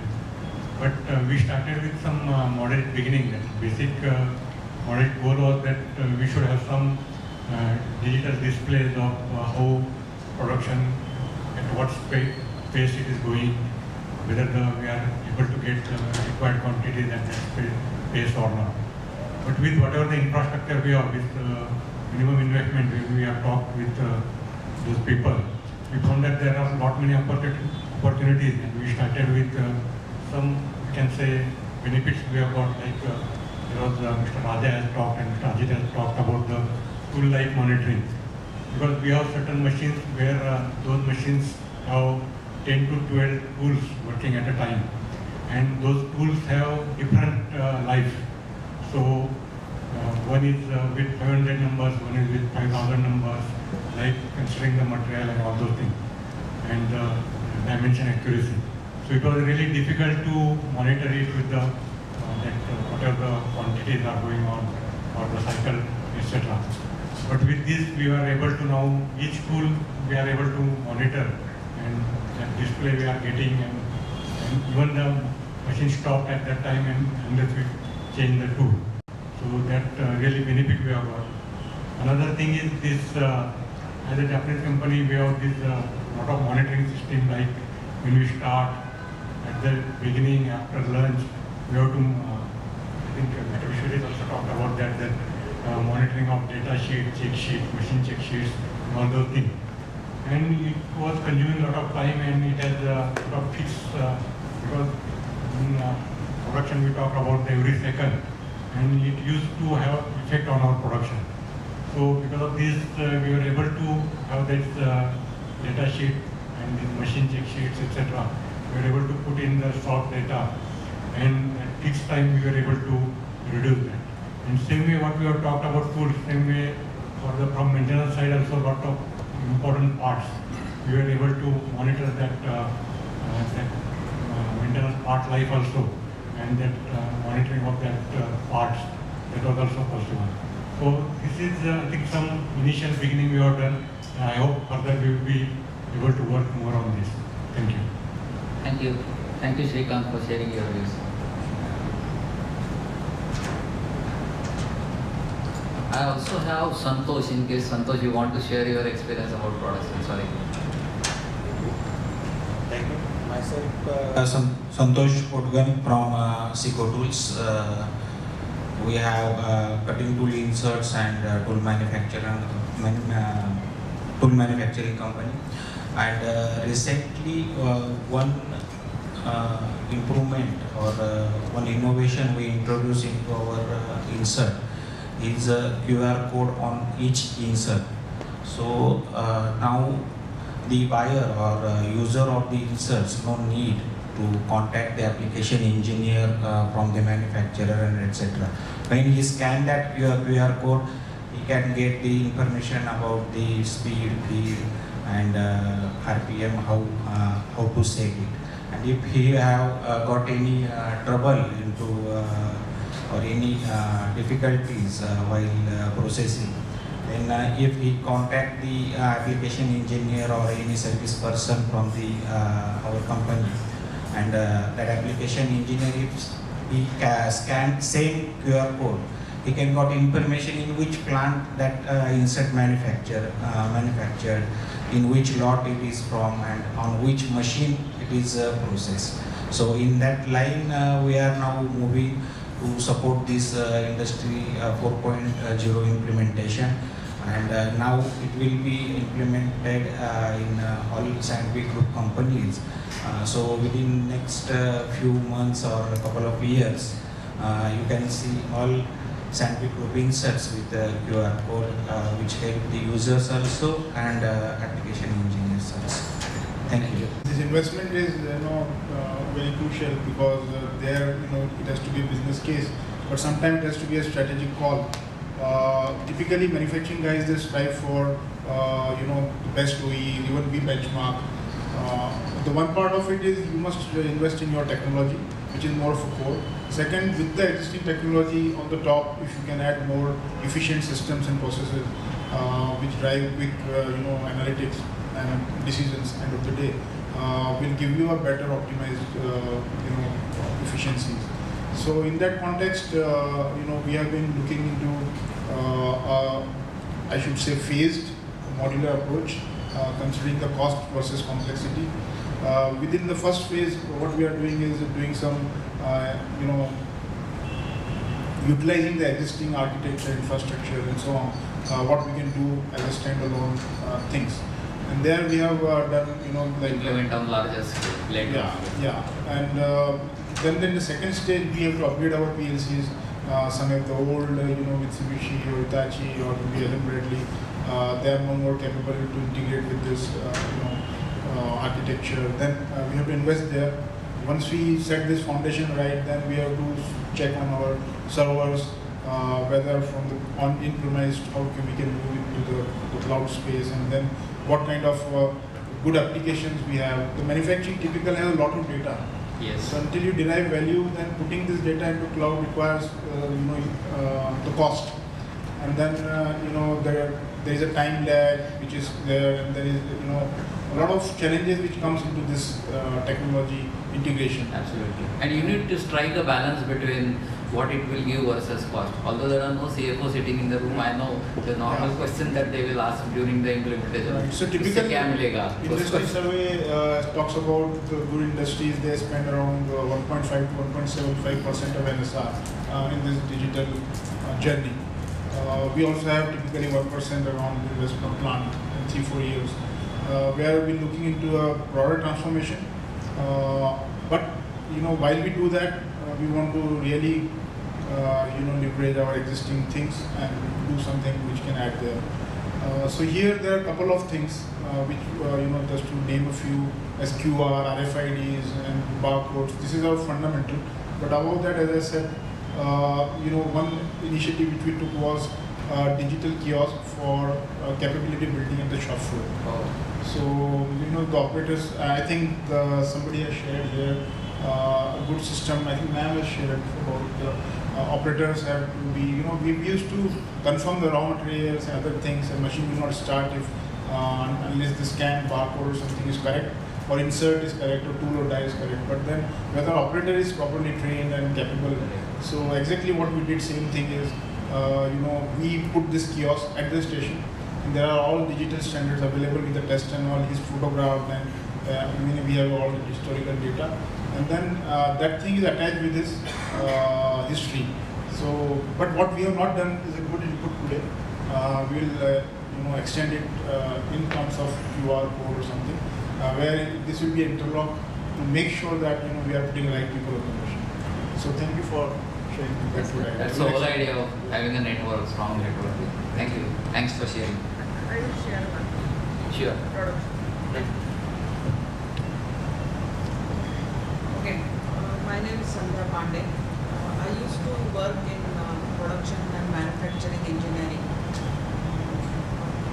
I changed my profile, I moved to the business level now. But I will give my same company, but two different assignments and how we really changed the whole perspective on the production side. This is a case of Lego toys. All of us know that how the Legos are built. This is called as a bricks. Right? Yeah. You pick any brick and you assemble any brick, and it produces millions of bricks. But never there is never a mismatch, or there is never a tolerance mismatch into the bricks. I was when I say it's a two-phase, the first phase is 2010. We were just at the start of Industry 4.0, and I had an assignment with Lego to set up the complete their modernization of their complete production line, production of the bricks, and they had 300 injection molding machines. If you just to give the idea, if you put them into if you measure the line assembly line, production line, it will go into the maybe 1 kilometer of size. Now the full plant of 300 molding machine is automated. That time it was 10 with the help of ABB, and it was managed by only 4 operators sitting in the control. Now that operation starts. Lego has a very specific formula of plastic, so they make their own. They bring the granules and they make their own plastics there.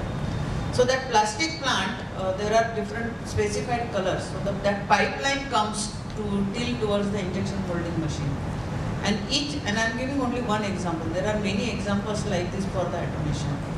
Now, which machine should produce how many numbers of bricks in that particular color, right? It is predetermined and controlled.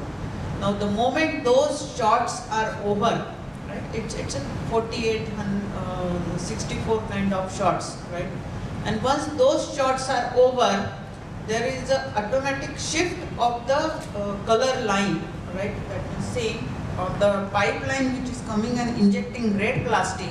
There will be shift of that color line, and then blue color will come, and the next number of shots will start with the blue colors. Okay, this is one example which takes care of automatic change over of a bricks production in terms of one parameter of a color of that.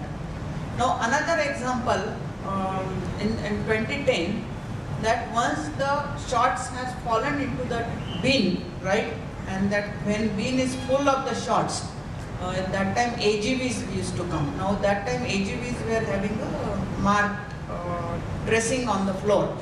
Now those AGVs will come, they will lift that bin and they will put it into the storage room. Okay, so this is the situation in 2010. Now I did the same assignment again in 2016, right? And the same AGV is now changed with the sensor-based technology, and then we shifted it to automatic storage and retrieval, right? Now what does that mean? We created the multi-layered storage, and then the AGV, that's sensor AGV will come, he will pick the bin and he will take it to the predefined position into the storage area. Now one side of the plant, it's all the production of the bricks, and it will put into the storage area. Other side of that was the assembly line. The assembly line is like a kitting, right? Because you don't assemble the toys. The kids has to assemble it. But you have to make the kit, and that invariably has to make a manual kitting. But when the assembly line has been assigned that you have to assemble this kit, like a Viking series or Star Wars series, then the retrieval system will automatically read the barcodes that, okay, this is the Star Wars assembly, which are the bins which has to go for the assembly of that Star Wars, and it will retrieve those bins and it will go into the assembly line, and then manual assembly used to happen in that particular. So this is the situation we did in 2016. Again we started doing in 2018, where we connected all the lines to cloud, right, and we started measuring the whole equipment OEE of that machine And we started determining the life of the tool, production of the life of the tool, and also the life of the machine, and started managing the OE of that. So same assembly line, 2010, 2016 and 2018. We keep on building the automation, keep on building the data, keep on building the cloud technologies on the same assembly. Obviously, ABB was my partner. He's still my partner, and we keep on doing those improvements into the Lego line, Lego assembly line. Great. Thank you, Sandhya. It is not only a complexity of the overall theme that you mentioned, but imagine the year 2010 there when they started. So wonderful, wonderful example. Thanks for sharing. I want to share one again. So I want to share one more example. I think since we all have maintenance practices and usage of bits and tools, I think it's a just do it and everybody can think of implementing it. I went to one of my suppliers named Menon Engineering in Kolhapur. They are a very small company, and they have done everything in-house, the entire automation in-house. They came up with a very beautiful concept of consumable vending machine, especially for the area where you use these expensive bits which are made of titanium, or they have the diamond, pointers and all that. Two things. One is you will always find that these things are missing from the shop, right? Second is you can't really buy and keep them, and if you're keeping them in your storage, it is very difficult to find them. So what they did again, they did the same thing, RFID operated vending machine. So the operator who works on that particular machine, his thumb is RFID to the vending machine. He has to, within 24 hours, give the used bit back into the system. So like he goes to the machine, takes a new bit, he has to put back the old bit within 24 hours, otherwise his operation and his entry gets locked. So it was such a beautiful system, and they being a 100 crore kind of company, if I'm not wrong, they used to have around 5-6 crore rupees worth of consumables because of them being the machining organization.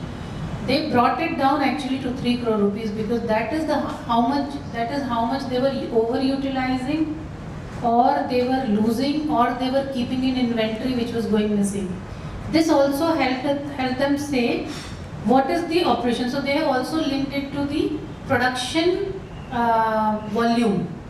So like if that bit has to be used for 5,000 parts, and if you go at today and it has only done 3,000, it will still not open the vending machine. So it was a very beautiful system. They made it for 5 lakh rupees, but I found it very, very interesting, and I think if any one of you want to have a look, I also told you the name of the company.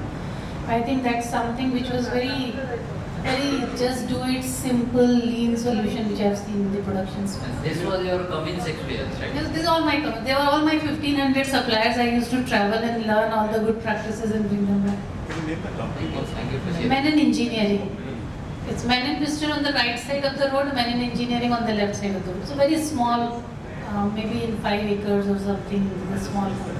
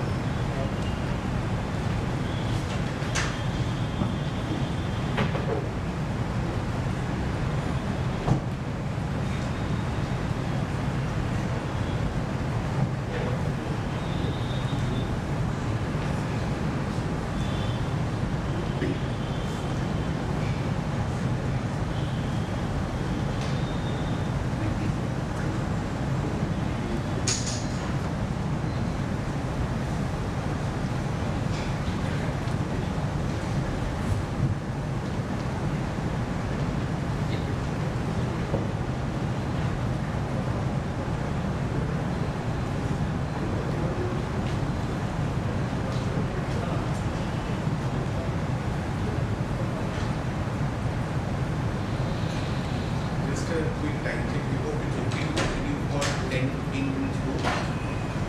If that's okay with you, just for maintenance and supply chain. These are the two broad themes I think we have more ideas around that. If that's okay with you.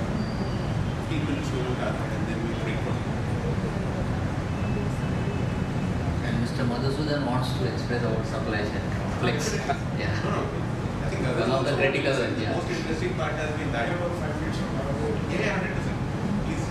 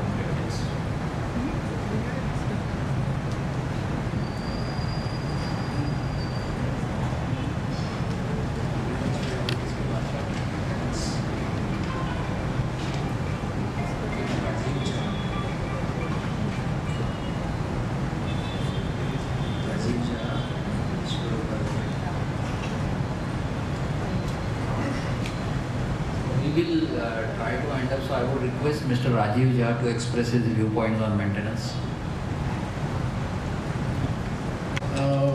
I think the maintenance, if I tell about it, like, maintenance obviously with this digital, if I want to speak on that. So we had something called as health check, right? Health check. Because it is similar, and I think in COVID we have all learned that, oxygen pulse and, temperature, they are so important. So similarly, we had this in our system from early 90s that, there are some critical parameters on the machine, which the health of the machine, and you should keep them right to, to get, to be sure that, what the machine is in a good condition. So I think when in 2015-16 we started more about hearing about digital. So then we somewhere started looking into, how what we are doing, this activity of health check weekly once, how can we do every second, and how we can leverage on that. So now today our plant is 95% connected fully with almost all the critical parameters, the energy consumption readings, the voltage readings, everything. And I could say we have more than 150 cases, where we have business cases where we could, predict the, or I would say, prevent the breakdown before it came. Great. And also this also helped us to, give us some more. Electronic failures are something I think everybody in the manufacturing industry can really understands that, like, electronic failures are this, which it's very difficult to predict, right? And good systems also will not help you over there. So there we introduced thermography, and that is really helping, like, a small temperature change also you can identify, and then you can really understand where it is happening, the heat mapping of it. So I think these two we have done, and so I had some presentation, but I think we are not going into presentation, so I'll just No, it's okay. Good to share out. You started monitoring machines every day now, every minute, or almost every like second, a real minute. Yeah, every second.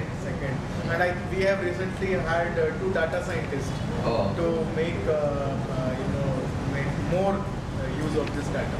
Sure. Thank you. Yes, Mr. Satpute. Yeah. So I am from SKF. Yes. So our vision is world of reliable rotations. So definitely we have built one platform called as a RAP platform. RAP is nothing but rotational equipment performance.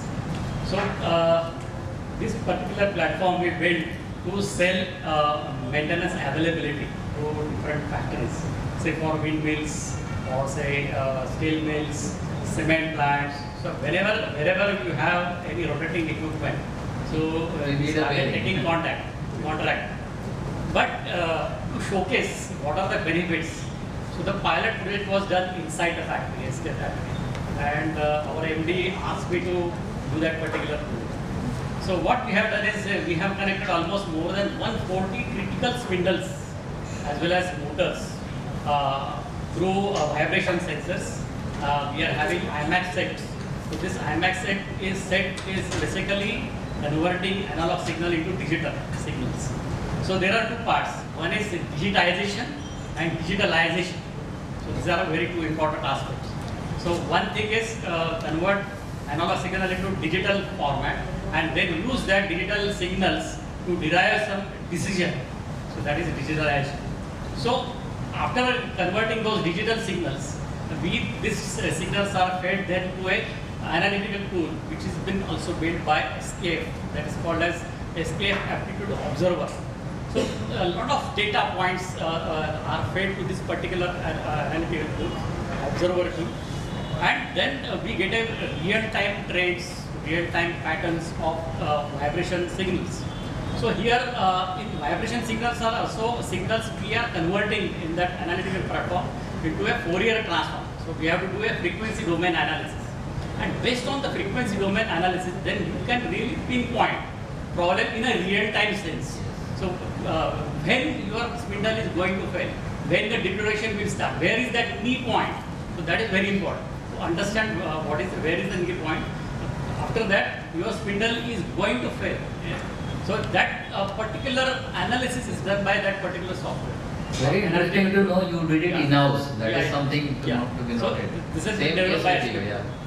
And after that, so we installed for 140 spindles, and now this has been cascaded to SKF Pune plant, Bangalore plant, Haridwar plant, and Ahmedabad plant. So there are almost 50 more than 250 spindles we are monitoring. And what we observed is basically the failure rate has drastically reduced. So previously the failure rate was, you can say, 36 to 37 spindles per year. So it has been only 2 to 3 spindles per year. So that is the rate of failure which has decreased. And the cost of repairs, because all these are high frequency spindles, the cost of repair has also drastically reduced up to 62%. So that are the benefits. Another important, you can say, initiative we have taken is a maintenance cockpit. So we have identified, as rightly said by Rajiv, so we have identified almost 55 critical machines. And for those 55 critical machines, we have done FMEA. So which component has to be monitored and which parameter of that particular component has to be monitored. That is very important. So if you want to analyze the failure, okay, so then we identify the parameter also, and based on that we put health monitoring sensors, smart health monitoring sensors.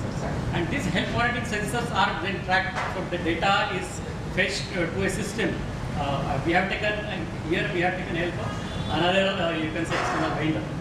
And now, because of this, we are getting continuous data of all these 55 machines, and almost, you can say, more than 300 parameters are monitored continuously. And it has really helped us to optimize our condition-based maintenance. So previously, as rightly when we started discussion, that condition-based maintenance is a key thing over here. But how to optimize it? Because if you do overdo maintenance, then again it is a cost, isn't it? So we have to do optimization of that, so that whatever matters you most, we have to really pitch in over there. So that is the benefit we got. And next thing is definitely we have started using machine learning as well as artificial intelligence to improve for the next step. So these are the, you can say, benefits we have got in SKF. Then another important thing is QR coding of machines. Yes. So you can scan the QR code, you will get all the historical data of that particular machine, all the problems, all the changes we have made in that machine since say 2000 onwards. So that 20 years, 22 years data is fed. Another important thing is you can also do AM checks. You can scan that and do AM checks, autonomous maintenance checks, plant maintenance checks. Everything is there. So these are, I think, though these are baby steps, but I think these have started giving benefits to us. Thanks for sharing. Thank you. And thanks for rolling everything so smoothly in the world. Escape knows for its. Mr. Sharma, you want to share something here? So, first of all, I am representing Varroc Engineering. Basically, we are in different verticals of business. We are in electronics, we are in fine machining, we are in plastic molding, and lighting system, which is our global part. So, I am from India business. Basically, this three vertical is part of India business. So, our experience maintenance is almost similar what Rajiv and Satput mentioned. We started with, say, connected machines. We have around 500 machines connected all over different verticals. We start capturing data through OE, then failure, then further analysis, and we zero down to what are the key components of our machine. Then we lead to from descriptive to little bit predictive, then time-based to condition-based, all those things we are getting. The different examples or experience I would like to say on maintenance side. Because once we start connecting machines, we open a Pandora of things for cyber attacks. That was the one understanding we got. And we learn it from when, because every, say, industrial control system has a unique IP address. When so many gateways, edge devices, PLCs, it will start interacting each other, sometimes data mismatch happens. Then we realize through our security checks and all, it is a one risk which every machine we are connecting is leading to a cyber attack in the company. That's how we learn and define a separate series of IP addresses for different machines so that if something goes wrong, we can localize that attack or something and it not lead to the bigger attack to the company. So what I'm trying to say is we are talking very aggressively on connecting the machines and everything. But cyber security is a real threat for every machine we connect, every data we push to the cloud. We have to see encryption, other protocols what we are using. So that's the one biggest learning in our, say, 5-6 year journey in digitalization. We could correct, we could learn, and now thankfully we are safe. There's nothing happened to us. I'm sure everybody will be taking care of that. But if something is missing, I request please run your security check first. Yes. Thanks for completely bringing different dynamic all together in machine cyber attack. Thank you very much. So you want to share something? One important piece I would like to leave it to everyone is the HR piece. Cyber security he has touched. I specialize in that for the last 20 years.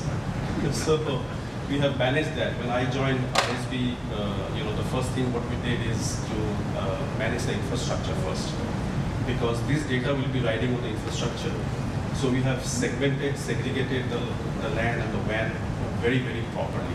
It took me approximately 4 years to design and deploy that. So we are, from an infrastructure point of view, it is completely set up now. The digital journey or the IoT4 journey or the IoT5 journey is still happening. We are doing a lot of changes in the production side, in the maintenance side, in the process side also.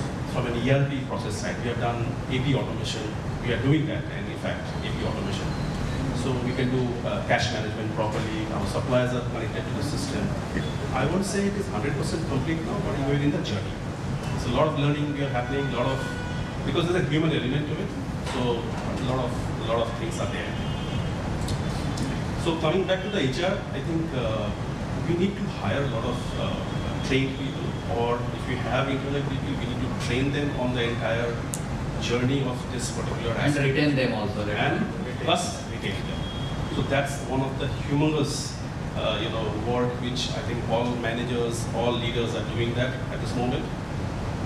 So yes, I think the KPI, balance of the KPI, productivity and retaining those talent is a humongous job.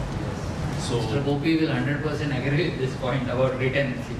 So yeah, so I think same. that's a very important piece in this one. So which is also basically maintenance of your entire systems, entire policies, entire journey. So you have to maintain them. You have to maintain them properly. And not now, even in the future. So yeah, that's maintenance of a talent, the new Maintenance of dynamic. talent, yes, I was Thank you. coming to Thanks that. for sharing. Just a quick question here on the subject of HR, please. So, like where we are talking about the data-driven things and lot of data analytics. So these days there is a the buzz that you need to hire data scientists also. Yeah. So any experience here for anybody, like whether really it is required, or can we be also partnered with some agencies and who are available and good at that, or we have in-house like people trained? See, any thought process? yeah. So the learning I have in the past 20 years to retain talent is basically have a mix of in-house and service. Talent as a service. So in Europe it is very predominant, in US it's very predominant, India not much, we are going that way. But talent as a service is an important piece. We can outsource that with proper NDAs in place and etc. But however, whatever you do, talent as a service, you have to have also an inbuilt in-house talent to manage that talent. So that's how it So is. exactly the same we faced in our kind of operations, where we were trying to at the front end there is a tire temperature pressure management system, there is a tire per kilometer kind of business model where we use the RFIDs and all those GPS tracking, and a lot of devices are coming in. We have acquired a Westfield solution, international TomTom telematics, which is now being like this. So we were trying to enhance this mobility solutions in India and trying to set up a mobility center for that. And for that purpose, apart from the market perspective, we need to have IT capability or data scientists. We were actually not successful in getting right people. See, what we have to partner with some EY and PwC. Exactly. I think that's the right way to do it. That makes Retaining, keeping them for a long and as a huge cost. Correct. See, at one point of time, we were managing talent, I think almost 60% of our time. There's no concentration on how to manage the business, we are managing the talent. So, that is it's a proven fact. So, I think outsourcing that talent, the perspective of that talent, the objective of that talent is an important piece where I think everybody can take a call. Like, to give an example, in my current organization, or even previous organizations also, we had always outsourced the entire hardware piece, the entire data center piece, always. Because there's no point in doing that job, because we are all business driven. We are not IT driven or hardware driven or software driven. It's basically business is in the fore. So I think so that's a decision which I think makes a match where you can do that. Thank you. One last point. Thank you. Last point. Since we are discussing with the talent, since we are discussing with the talent, with so much new technologies are coming, and availability of the skill labor you already discussed is again a challenge. Training, rescaling, upscaling of the talent is already a challenge. So prescriptive maintenance, which is based on the data analytics model, we were experimenting in one of our critical machine on putting the digital twin model also. So prescriptive maintenance with data analytical model around that, and deciding the proper data strategy, that which are those critical aspects of the data we need to capture and put it into the strategy, so that machine herself can throw out the problem and the solution for that particular problem. Because nowadays machines has a PLC controller, robotic controller, IoT sensors, all the technology which is required to move to Industry 4.0 are plugged into that. And you don't get a right skill to identify where exactly the problem is. Though we are talking about lot of technologies like go by elimination methods and isolation methods and all those things, but it's finding it difficult. But with prescriptive maintenance strategy, we have put in my previous assignment, we have put some of the critical machines on the prescriptive maintenance by capturing the data, putting that data strategy around that, and then tracking where exactly the problem and addressing that. This is one of the best utilization of data and descriptive maintenance to resolve the problems in the view of talent and the skill availability. Thanks for sharing. Very important. We move to supply chain. I would request in the meantime Mr. Madhusudan wants to share his experience. He is from Flex, and I'm sure one of the most critical parts supply chain. We are at the end of the session, and which is most important, I believe, when it comes to various parts and SKUs or something. Yeah, over to you, Mr. Madhusudan. Meantime, we have feedback also popping up here automatically. Thank you. I'm sure everyone's very hungry, so I'll try and keep it short. But I'll start with this statement that, so I'm talking about supply chain. Without supply chain, the other three topics that we talked about are not possible. Right? And we are living in a very challenged environment world today. Just a quick word about Flex. A lot of you may not know, because we're in the electronic manufacturing space, very different from most of you in the room here. Flex is about $24 billion in revenue worldwide, with 160,000 people across 30 countries. Right? We are the brand behind the brands in terms of electronic products. It could be a coffee machine, it could be a mobile phone, it could be a medical device. So it's a very diverse set of products across 30 different countries. Just to manage, so we're not a manufacturing company, we're more of a supply chain management company. We manage almost 700,000 component part numbers worldwide. We have 10,000 buyers doing this worldwide. So for us, when we started the digital journey, supply chain management was the first priority. Customers can design products, you can set up a factory, manufacture products, but how do you manage your supply chain effectively and optimize it to ensure you're most efficient? And we've deployed a few tools. One of the most important tools that we've deployed, we call it Pulse. It's an in-house developed tool, which gives an end-to-end visibility of the supply chain from the suppliers' factories, and we've very successfully now integrated into the manufacturing shop floor as well. So there's three foundations around that from a learning experience, right? One is real-time visibility. Two is mobility, because people are we're present across different locations, they're traveling, etc. So it has to be visible, available to people at different venues, locations. And thirdly, collaboration. Because our supply chain is so diverse. In India, for example, we have buyers sitting here buying components for a factory in Europe, but the components are coming from China. So what we've done very successfully is provide that end-to-end view. At key factories across the world, we have these large control centers, control rooms, which at your fingertips, kind of touchscreen screens, you can literally see which component is coming which date, how does that impact your production schedule. So it's linked from the incoming to where the material is to where your production plan looks like. And at the same time, it talks about safety stocks, it talks about supply performance. So everything available. So someone talked about visualization. I think Gopi talked about it, right? Even he mentioned about visualization. I think so that was paramount.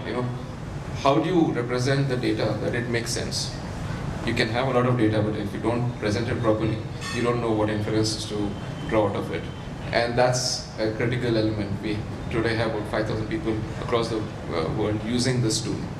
And it's been very, very, very successful for us in terms of managing supply chain in these really challenged situation. That was a very, hopefully short enough for everyone to get to know. Thank you. There was a saying, maybe everybody might be knowing it, if your supply chain is stronger or weaker, the wars can be win or lost, particularly supply of animation, food and medicines. So yeah, it is a saying, an army operates on its stomach. Supply chain is critical, so we want to win the war, yeah. So anybody else wants to express anything? It's open forum. No. Flex is, it used to be Flextronics, now it's Flex. Thank you. I think AC also switched off at the right time. Okay. Thanks for just a last case study I will explain. Yeah, go ahead. It's a supply chain traceability. We have implemented supply chain traceability starting from raw material to problem analysis on the field. Okay, when the part is filled, we can trace it back to not only the supplier who manufactured it, but from where the raw material is coming, because those were the critical to performance products. But that's I think most of the businesses are now implementing that. But we were setting up a one line, and the production was 5,000, it was small gearboxes, 5,000 per month was the production. And that means around 200, 300 per shift should be the productivity. And there were 43 parts in one assembly, so kitting was a challenge actually, because that is such a high rate, how the kitting has to come. So we have categorized the parts in 3 different categories.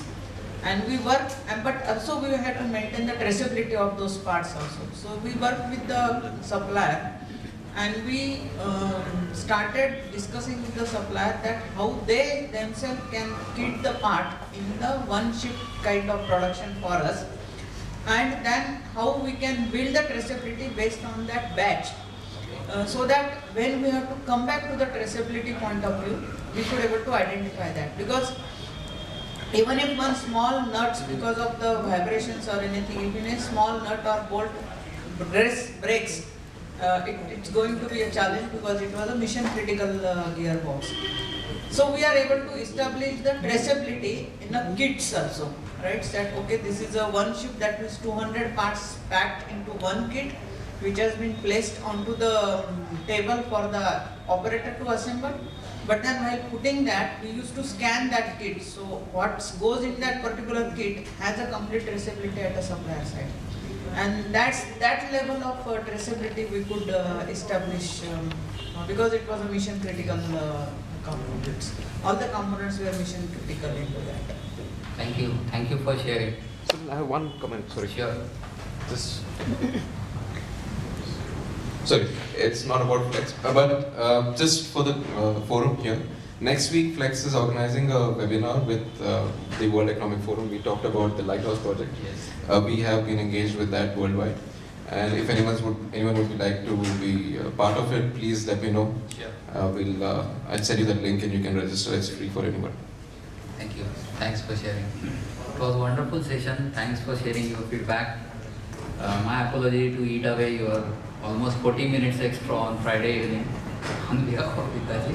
But it was a wonderful session. One learning definitely for us, me and Dev. Next time we should have this session at least for a half a day rather than 2 hours, because I think it was very active participation by all of you. So thanks again. We also given you handouts. Me and Dev are in Pune. We all are Punekars. We can connect anytime. Love to visit any of your factory. We will come for sure. You are all most welcome in our office in Magarpatna. And thank you again. Thank you. And I hope it was very interactive and good session. Very good network that we have formed. Thank you. Love to visit any of your factory.